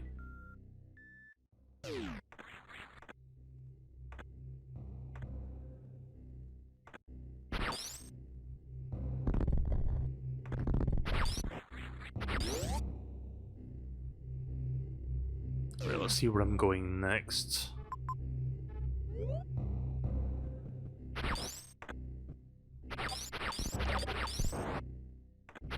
Not sure if I'm having a brain fart. Did I go down here yet? Oh right, I can't go in there because it's blocked from that side.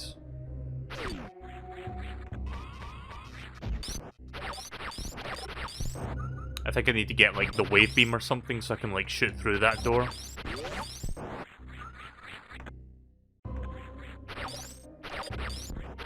I have a good idea where to go next actually, because there was like that one tunnel that I fell down from that I couldn't get back up without like freezing the enemies, so I guess I have to go back there. So we'll head back upwards.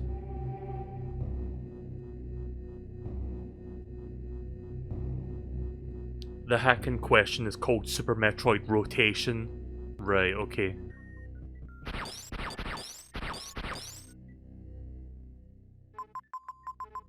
That's good to know for the future, in case I ever want to check that out. Not that I do, mind you, because I don't know both of those games very well. But if I ever want to challenge myself in the future, maybe I will check that out at least. Wouldn't really guarantee doing a full playthrough of it though. The rotation isn't the mod. Oh sorry, were you talking about something else? Oh, sorry, right, yeah, you said something earlier about, like, rotating at 90 degrees. I have seen Vinny play that, actually. I remember him playing that one. Like, you've got to do, like, wall jumps and shit to get to certain bits. Yeah, that's a weird mod. What's the one with Zelda and, like, with Zelda and Metroid in it together? Do you know what that one's called? Oh, wait a minute. I see something up there. Oh, never mind. I think I have to, like, go down up there from somewhere else.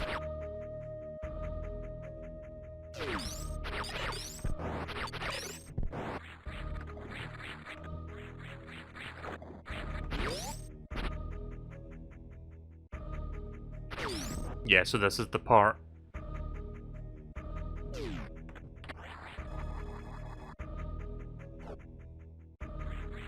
So even though this is, like, you know, more of an open-ended game, it is a tiny bit linear in the sense that it's like, okay, I've got this ability, now I go this way, sort of thing.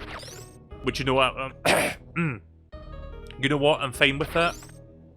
Because sometimes I get lost very fucking easily.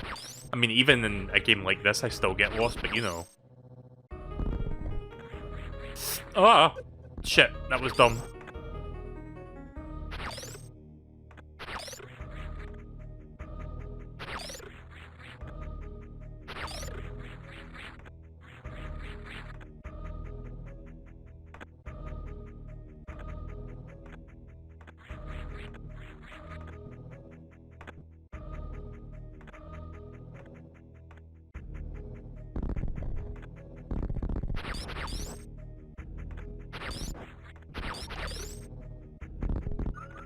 At least you can freeze those things.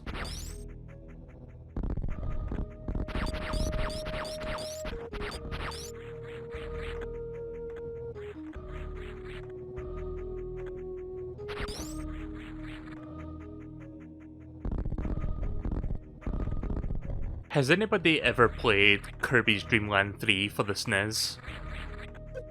There's like a really cool kind of a mini like crossover moment in that. Where one of the missions, like in that game, there's like two parts of the game. There's like the main part where you just play through the levels till you get to the bosses. But then there's like a different part where it's like an optional thing to get the true ending, where you've got to like complete missions for each single, like every level in that game. In one of the missions, like somewhere in the middle of the game, is to like locate Metroids and freeze them up using like your ice ability. And you see, like, Samus without her helmet in that game as well, so it's kind of a cool little reference to Metroid in there. You wouldn't really expect to see, like, a Metroid reference in a Kirby game of all places, but it is in there.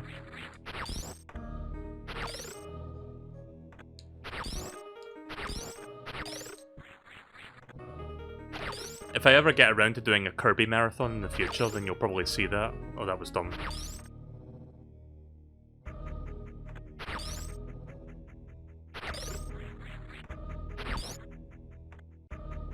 Remember the Metroid and Zelda references in Mario RPG? Oh yeah, doesn't Samus and Zelda or Link lie in bed or something?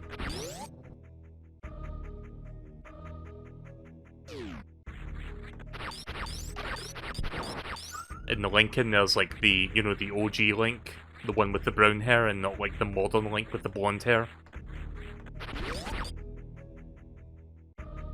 Isn't that weird how, like, early Zelda Link was, like, you know, brown-haired, and then after, like, Ocarina of Time, it became blonde? Like, I know every Zelda game, it's supposed to be a different Link, but they've always stuck with it being blonde-haired ever since Ocarina of Time. They've never changed his hair colour since.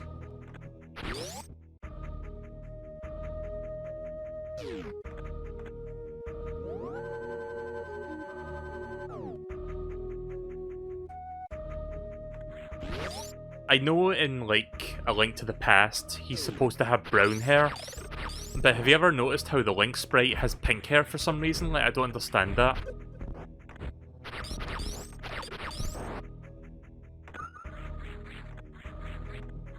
Such a bizarre thing to see.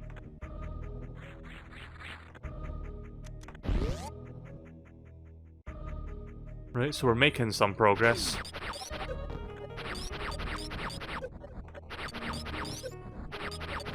I would have ended the stream like 10 minutes ago, but I'm actually enjoying myself too much right now. This game's great. Oh fuck. Yeah, these things are kinda scary. Uh-oh. I'm gonna die. Yep.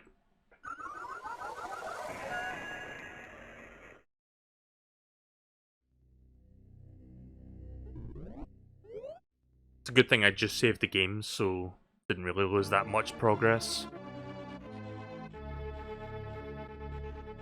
Yeah, even with charged ice beams, these things are really difficult to take down. I'm gonna use my super missiles. See if that helps.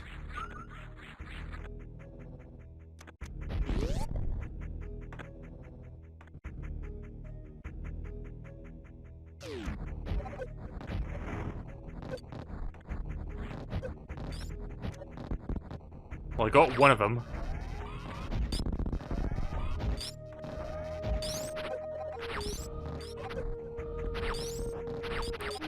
God, they just hit like they hit like a fucking truck.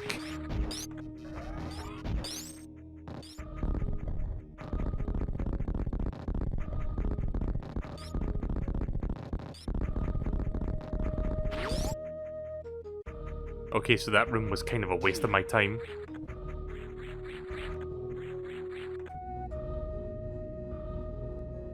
Couldn't even get the thing that was in there. I need to get like super bombs for that.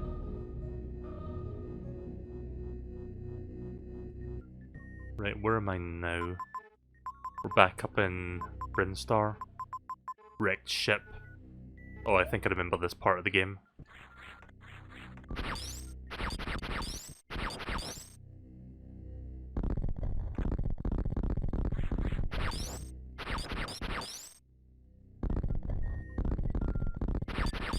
Can I even get up there right now?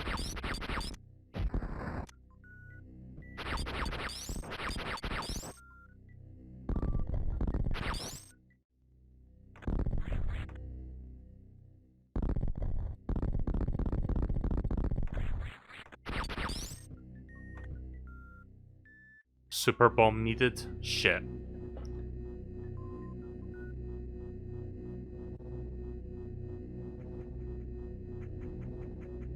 Just when I thought I was going somewhere.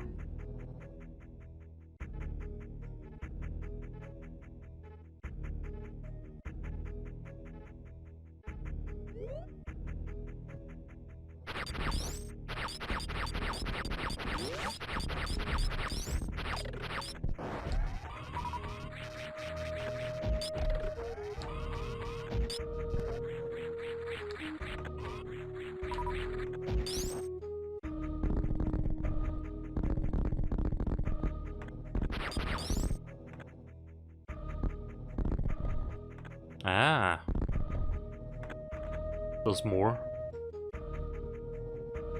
Yeah, I thought those two square blocks looked kind of suspicious.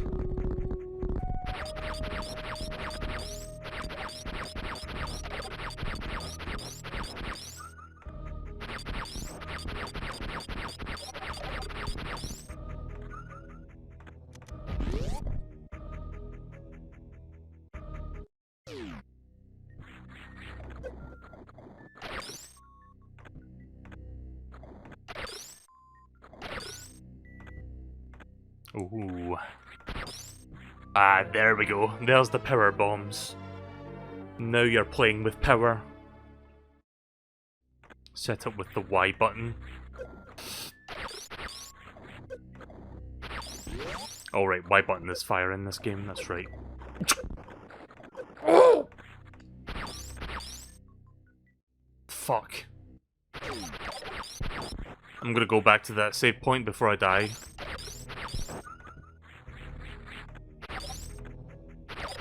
There's nothing worse than that helpless sense of, like, you know, like being trapped in like an enemy's grip. And you're just like wrestling with the controller, just like trying to get out of it. And by wrestling with the controller, I mean just like spamming the jump button.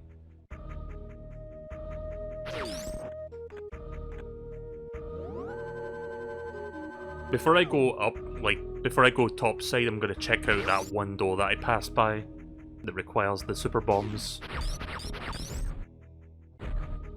Actually, no, we came in that way, never mind. Don't need to open that from this side.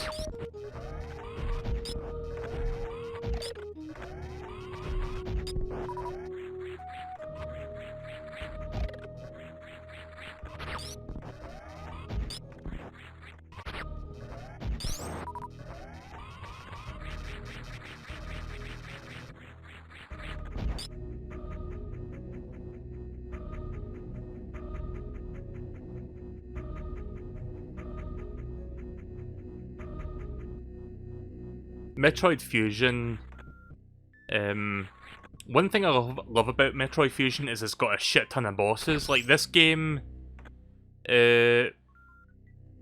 has 1, 2, 3, 4, 5, 6, 7, 8 bosses, I think, which is a fairly decent number of bosses. I think Metroid Fusion has a little bit more than that, and it's got some really good ones in there.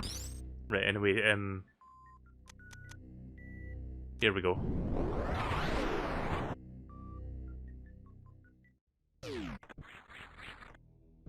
I'm not going to go into specifics because, you know, potential spoilers and whatnot, because I do want to stream that game once I beat this game. Not sure when I'm going to start Metroid Fusion, but probably like a few weeks after I finish Super Metroids.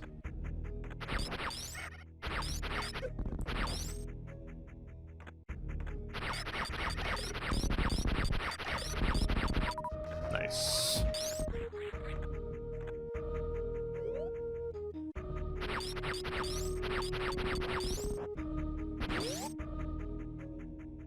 Might as well go back to my ship first.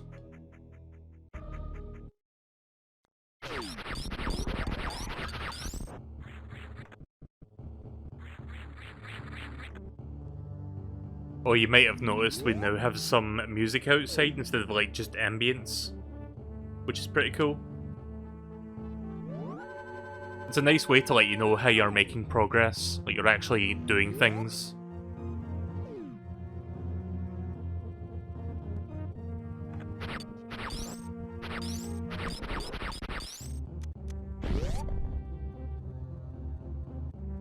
So it seems like Samus's ship not only saves your game, but it also gives you all your shit back, which is good. Gave me back all my energy and weapons.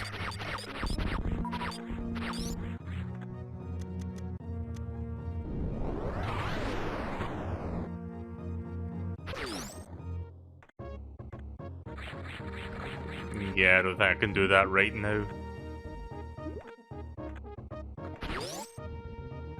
Shit.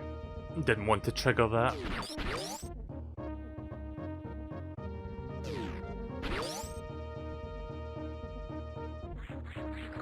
Nah. Don't think that's even remotely possible to run from that small of a gap.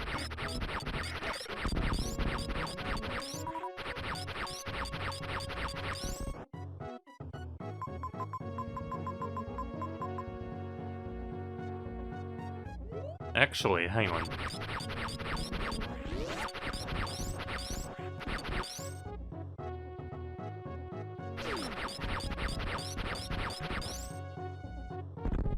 Right, okay, so you can go through there.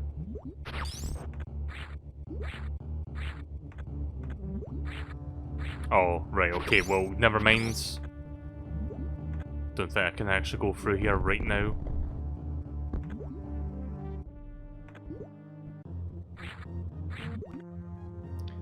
I guess the only thing I can do right now is look for those yellow doors.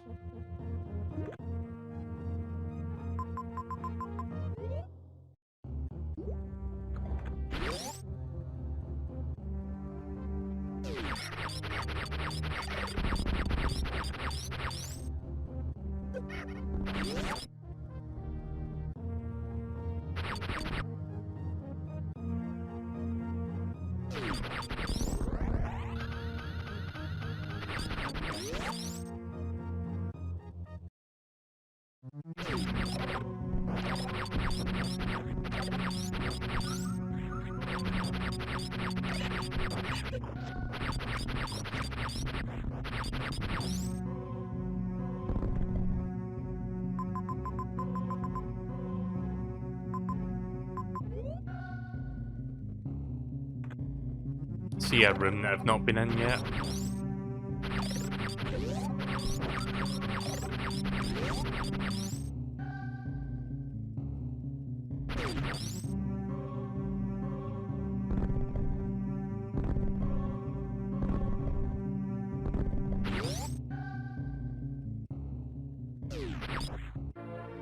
Alright, more missiles.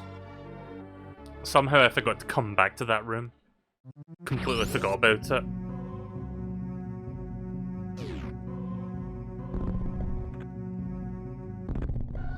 You know what's great about the the morph ball like bomb thing, and how you can like do the jumps with it? Like you can stack the jumps and keep going higher and higher. The same thing applies to Metroid Prime. Like you can do it in there as well if you're like good enough with it. Like it's possible to like go up quite high with it if you're like good enough at like controlling your mid-air movement.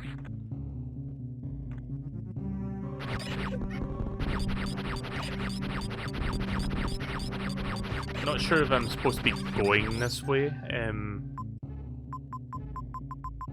Don't think I am. Yeah. Yeah, I don't think I'm supposed to go down this way.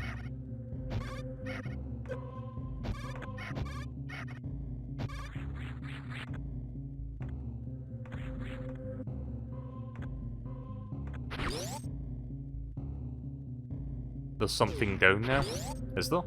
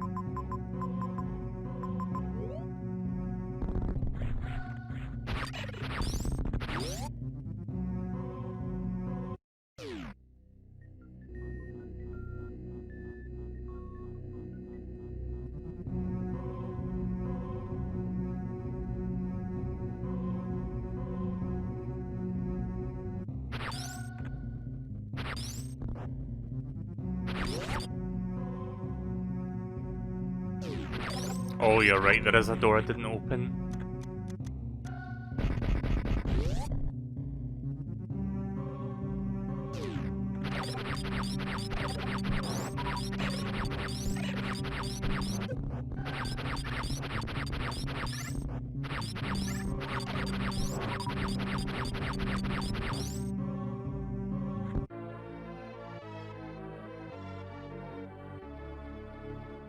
Alright, well that's 5 more missiles to play with.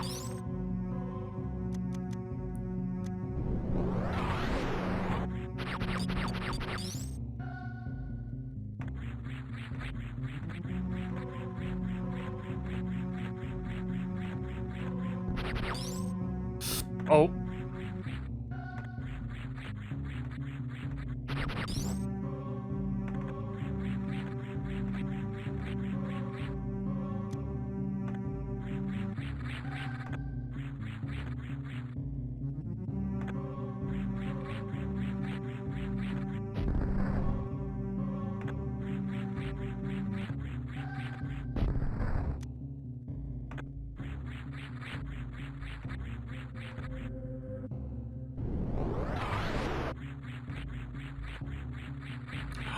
It works.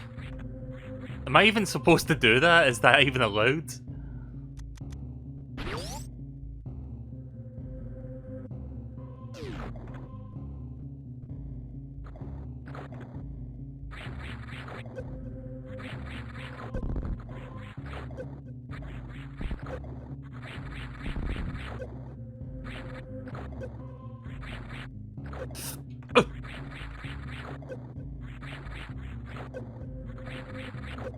Oh my god, I'm gonna die. Oh! I don't know why I can't wall jump all of a sudden. Oh, fuck! I was trying to wall jump so I could try and get around that. I don't know if you can even do that. How far back am I going? I don't know when I last saved. Okay, well I didn't lose that much progress. Like, I tried, like, you saw me trying to wall jump there, but it kept making me go down, like I wasn't going up for some reason.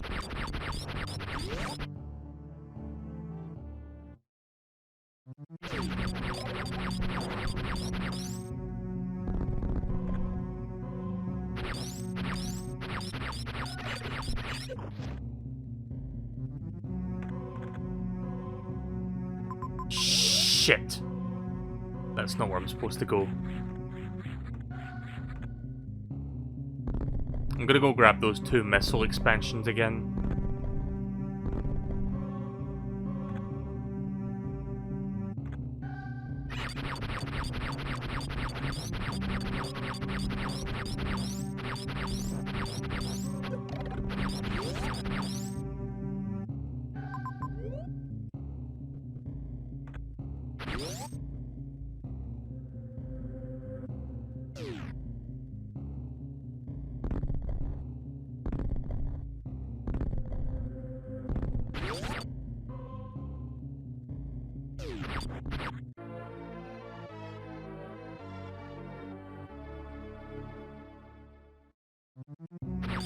Hi there, Rocky.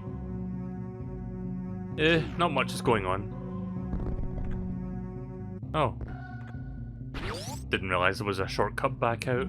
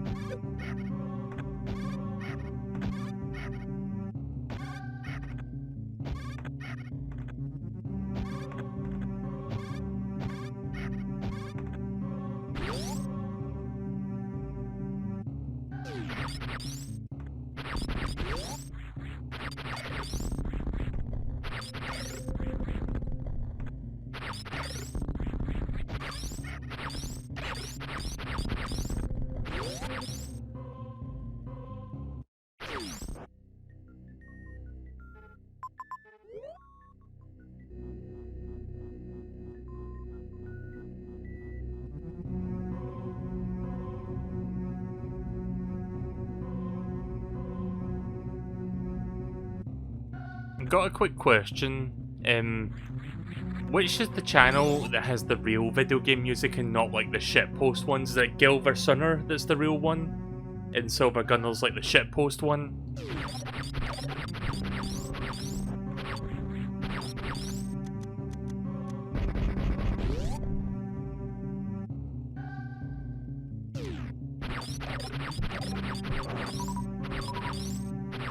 Gilver Sunner's the real one? Right. Yeah, not sure if this is a hot take or anything, but I kinda hate Silver Gunner's channel just on the principle where it's like you try to look for the real song and then you find the shitpost one and then you start listening to it and then it's like, yeah, like this song, and then you realise, oh wait a minute, this isn't, why is it doing Flintstones now? And then you're like, oh shit, I got bamboozled.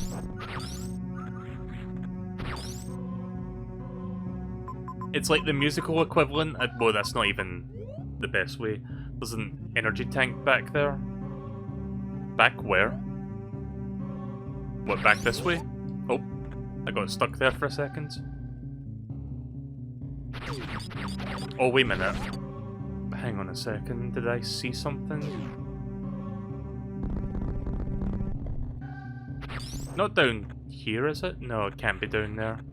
I got that one already. Wait, is there a way to know if you've collected something already or not? Because in, like, Zero Mission, it's like a circle. Otherwise, it's a dot. No, because this one's been collected.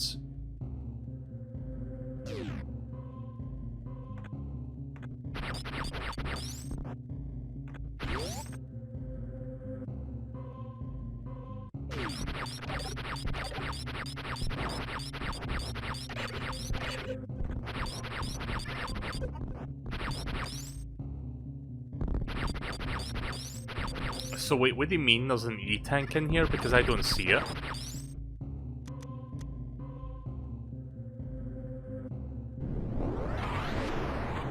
Oh shit, you're right, there is one up there.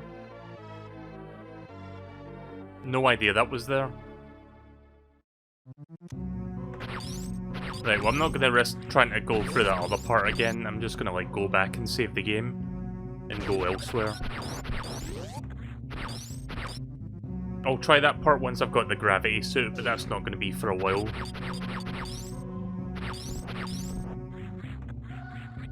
Anything over here? Also, what happened to the eyeball scanner that was up there? That thing's gone now. Ooh. There's something over here. Oh, nice. Some more power bombs. I'm kind of glad I came back here at least just to get that as well.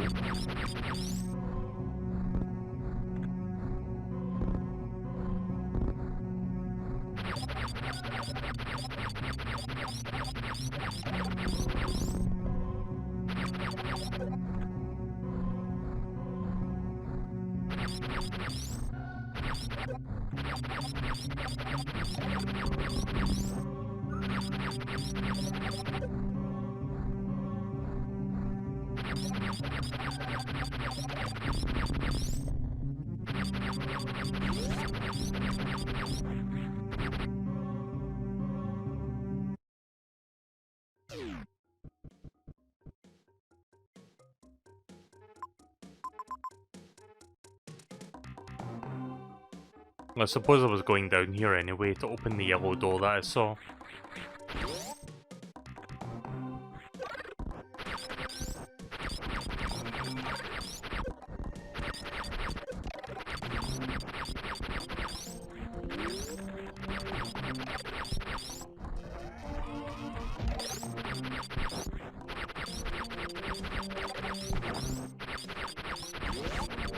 So I learned something last night. I learned that American Dad is still going. And I haven't seen that show in years. Last I checked it was still good, but I don't know if that show is starting to, you know, suffer from seasonal rot by this point. Like, Family Guy, I can see why that's still going, because, you know, it's like Fox's like cash cow alongside The Simpsons, but I'm surprised that American Dad is still going to this very day. But yeah, last I checked, American Dad was still quite a decent show, but I don't know if it's good now. It probably it's not that good anymore. Maybe I'll check it out eventually.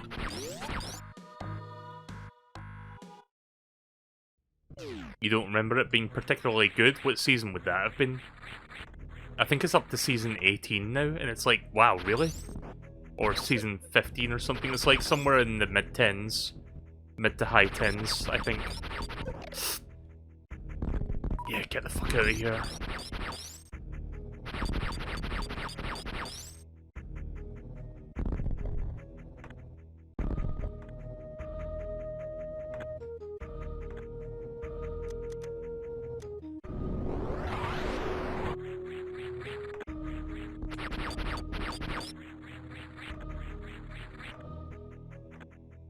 Alright, what's in here? Don't forget to save, there's not a save block nearby. Or a save room, rather.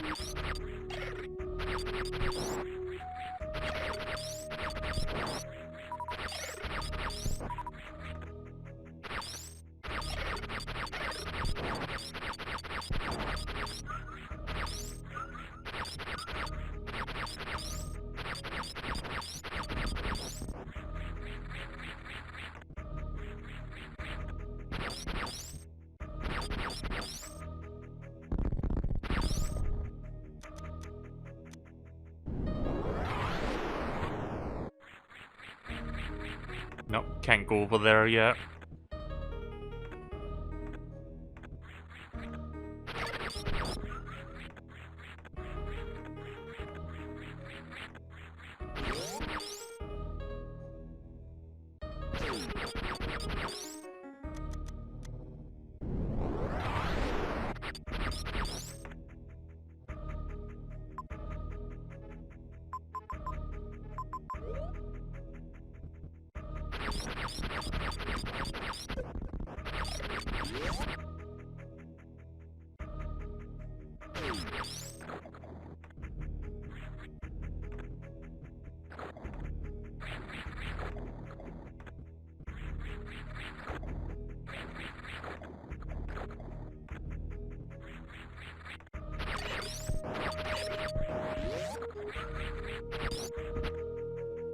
I forgot where I saw that other yellow door, or like places that I could use the bombs at. The super bombs. Actually, maybe I can use them up here.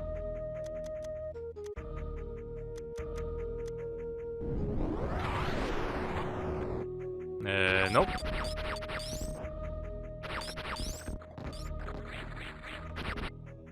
Just go through all this area again, just looking for spots. Actually, wasn't there... Hang on a minute. I think you can use it here.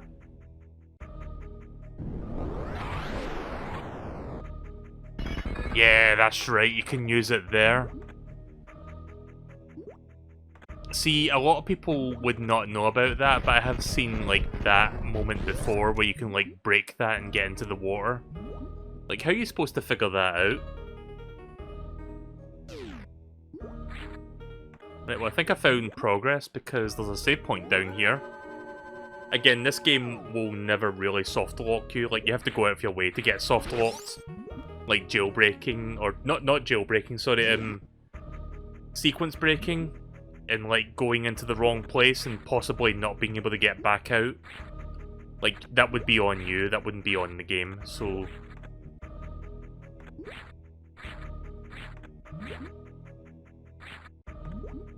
Kinda hard to control Samus with the... without the gravity suit. Ugh.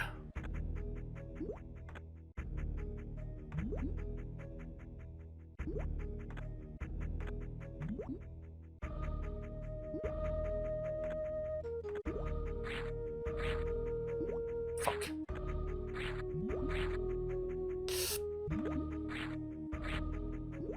There we go.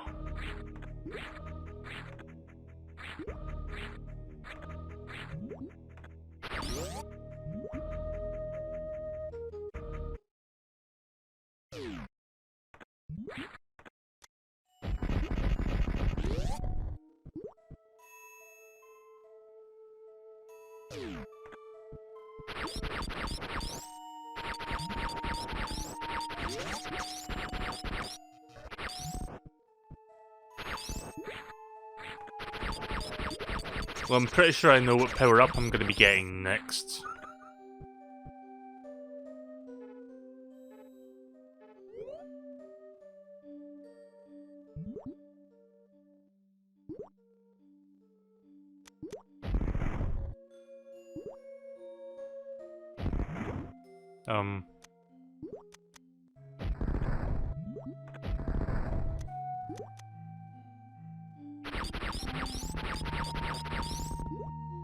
Unless I didn't hit that at the exact spot, I thought the super missiles were for that part.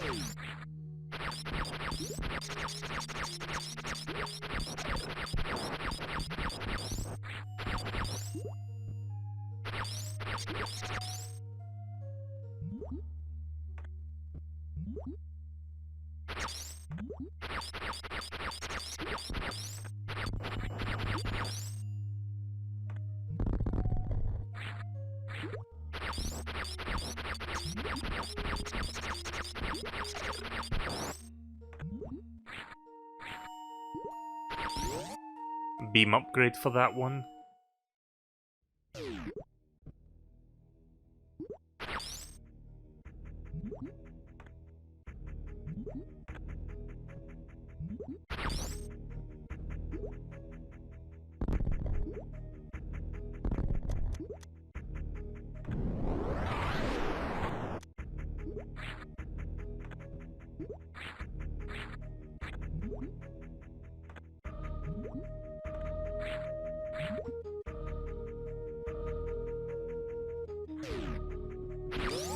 I like how the wall doesn't go into that part. Kinda funny. Right, well I guess I'll just go through Norfair again, see if I can find that other bit that requires super missiles, or super bombs rather.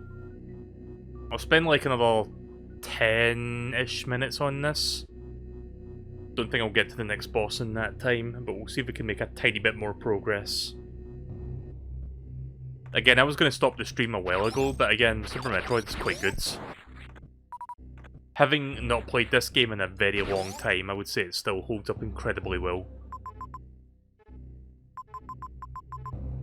Yeah, I think there's some stuff below me and over to the right that I could explore. Oh yeah, here's the... That's the door. Oops.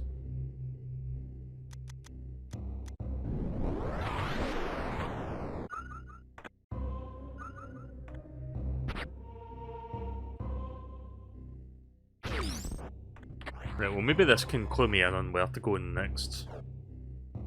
Oh yeah, there's a whole cavalcade of places to go now that I haven't been to before.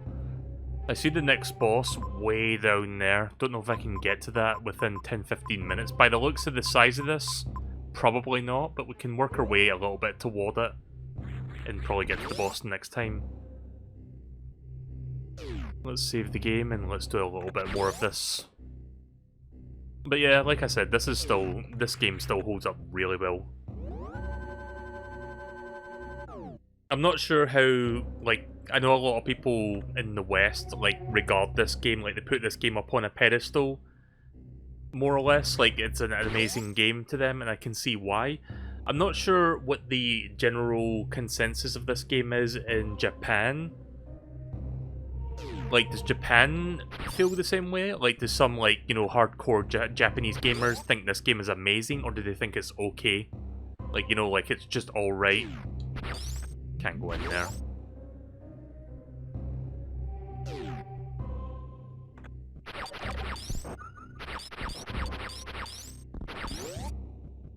Isn't Super the best selling in the series? Apparently the NES version is the best selling in the series.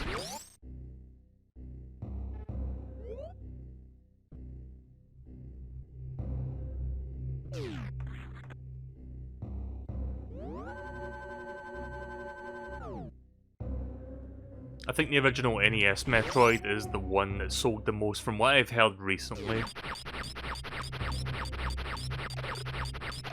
Oh right, this is the part where I can run, right, that's right. Fucker. Right, here we go. There we go. That's how you get through there.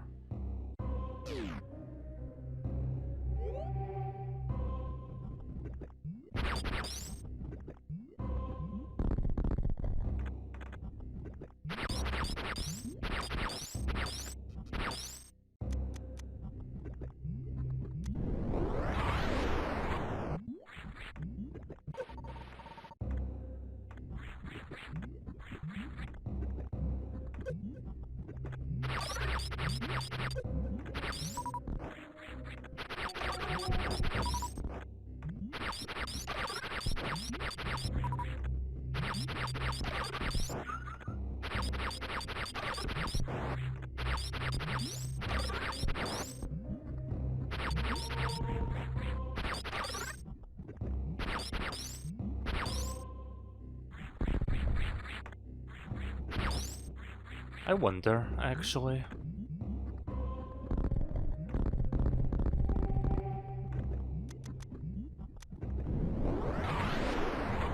Nope. Thought you could, like, get in from there or something.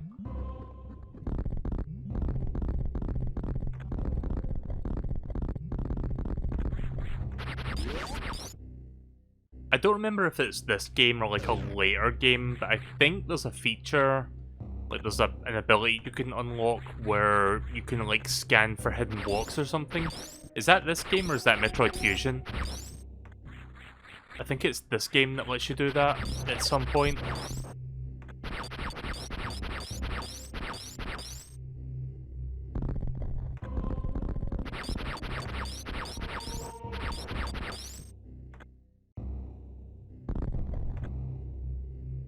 It's Samus Returns, right.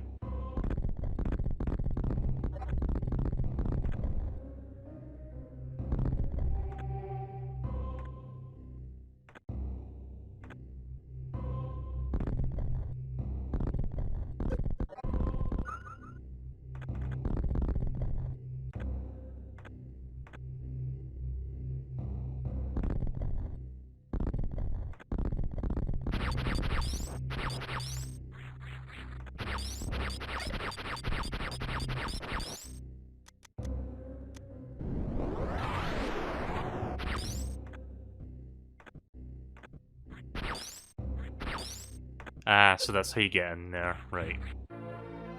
I was kind of confused by that one because I saw it, but I didn't know how to get into that one. Now I do.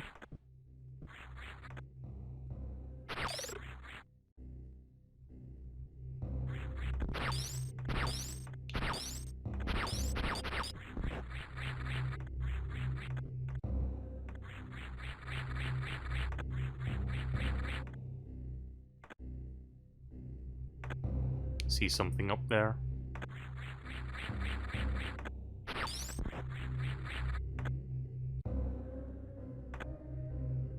Right, this one's all about timing.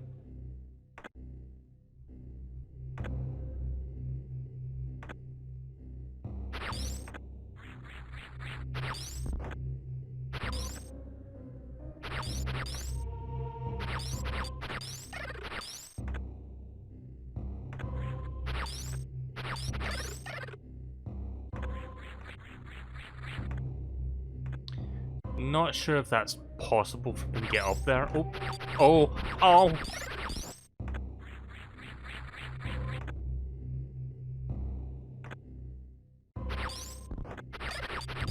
Oh!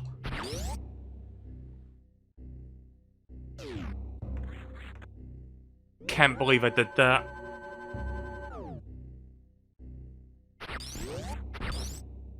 Fuck.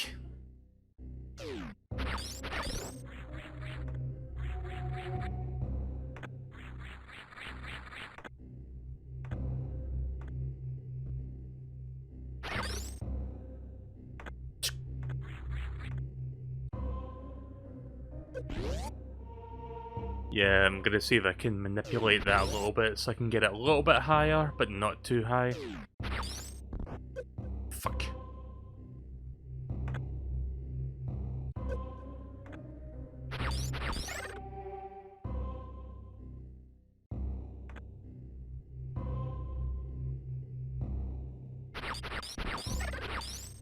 Really? Ha!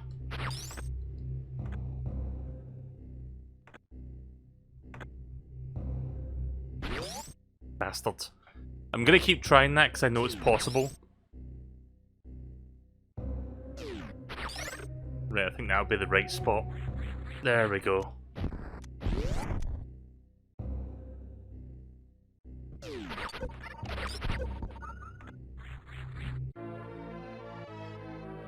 I like how the lava layer just disappears for a second when you see this screen.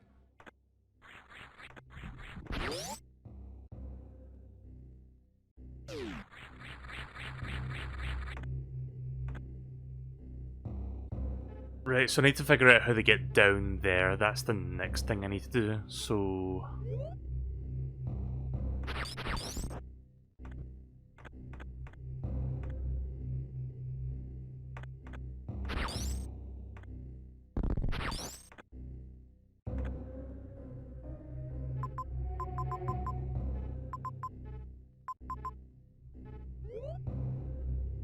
what was it that I got? It was just a missile expansion tank. Regular missiles. I think I've got like 45 missiles now. Is there a thing that tells you how many more missiles you've got total?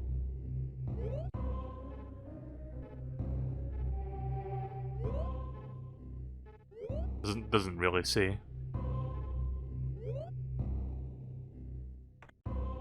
Right, let's see, where am I going next? Maybe I should try going downward there? Yeah, let's try that. Eventually I'll find out where to go, but I think it's down in this direction. Yeah, let's go in here actually, let's refuel, because I know there's like a refueling point. This thing. Yeah, I've got 45 missiles.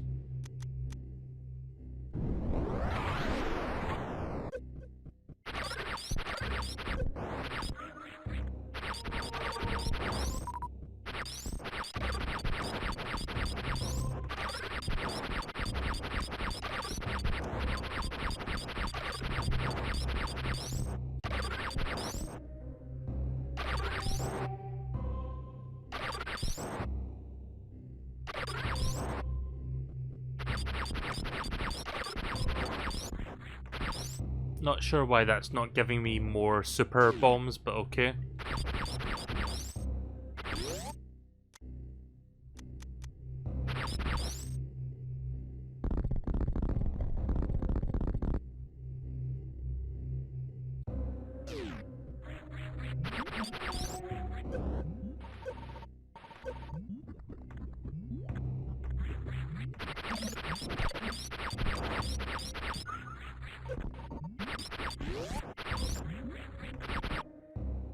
Yeah, I think I can need the... I think I need the super bombs for this part down here. Over here. Nope.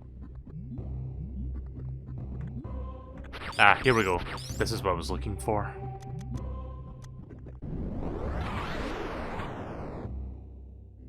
Right, I'm almost positive this is the right way to go. At least I hope so.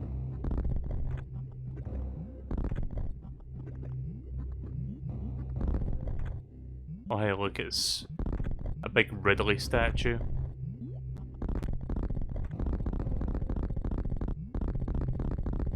Okay, something tells me I might be wrong.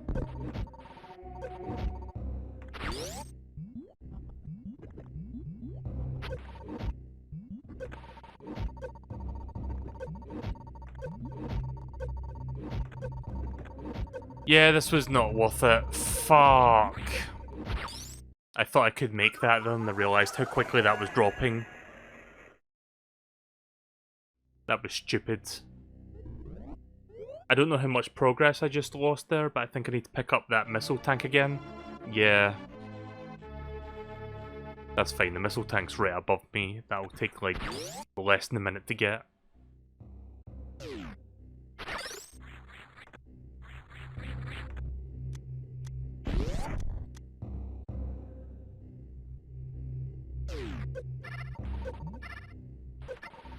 Told you that would take less than a minute to get.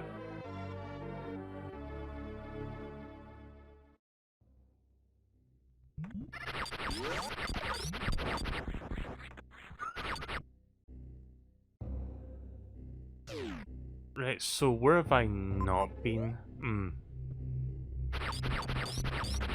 gonna go back down there just so I can, like, at least partially cover that, so I can be like, I've tried going in there and it didn't work out.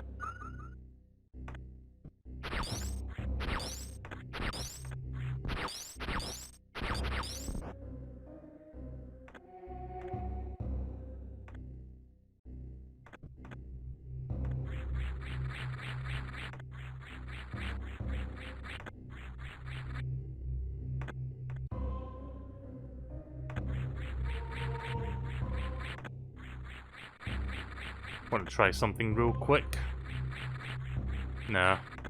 I'm sure it's possible to get up like that, but, you know... It's gonna take like a million years for me to do it. Like, a speedrunner could do it no problem, but not me.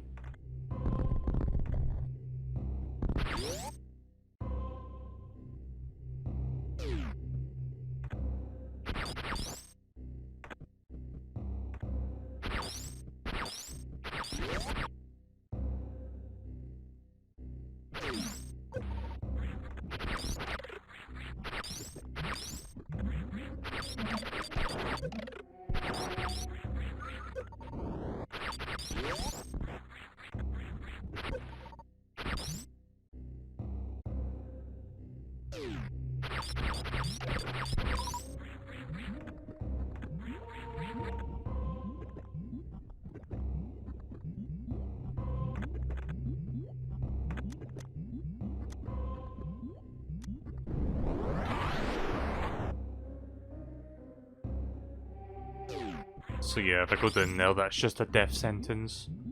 I'll cover this part of the room just so I know what this room was and why I couldn't get any further than this. Unless... Nope, can't get through that part. So I'll eventually come back to that. I'll need to get the gravity suit and like a bit more health to get through that.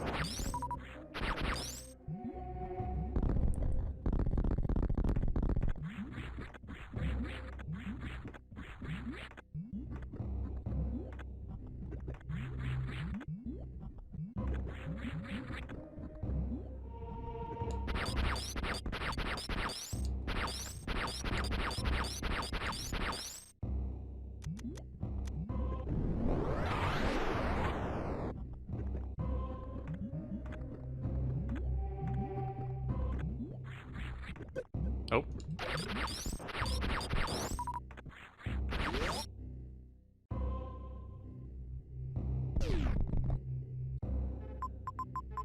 I see there's one room there I didn't like fully explore, so maybe I should go back up there and grab that.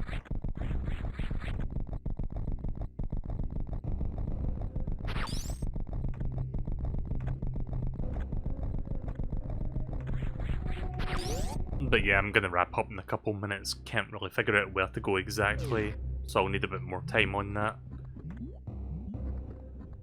Once I'm done grabbing this item, I'm gonna go to the nearest save room and then I'll figure that out next time.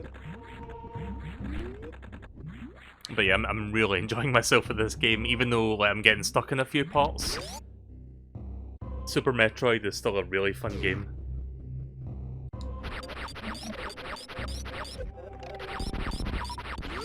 It's not like the original Metroid on NES or like the Game Boy Metroid 2, which, like I've been saying time and time again, those games have not aged that well in terms of like design and stuff.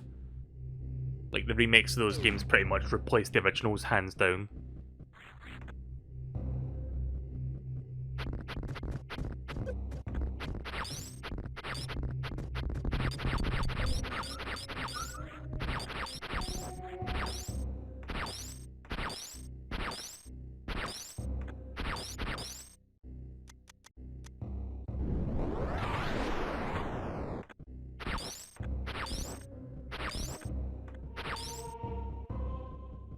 Oh yeah, that isn't the reason I can't get up there is because I need that grappling thing.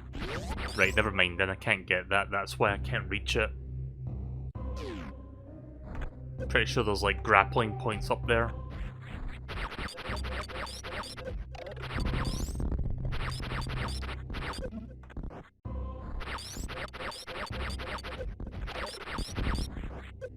Oof. Right, well I'll go to the nearest save point and we'll just call it a night there. As much as I want to continue playing this, I'm starting to feel the tiredness creeping up more and more, so I really should stop.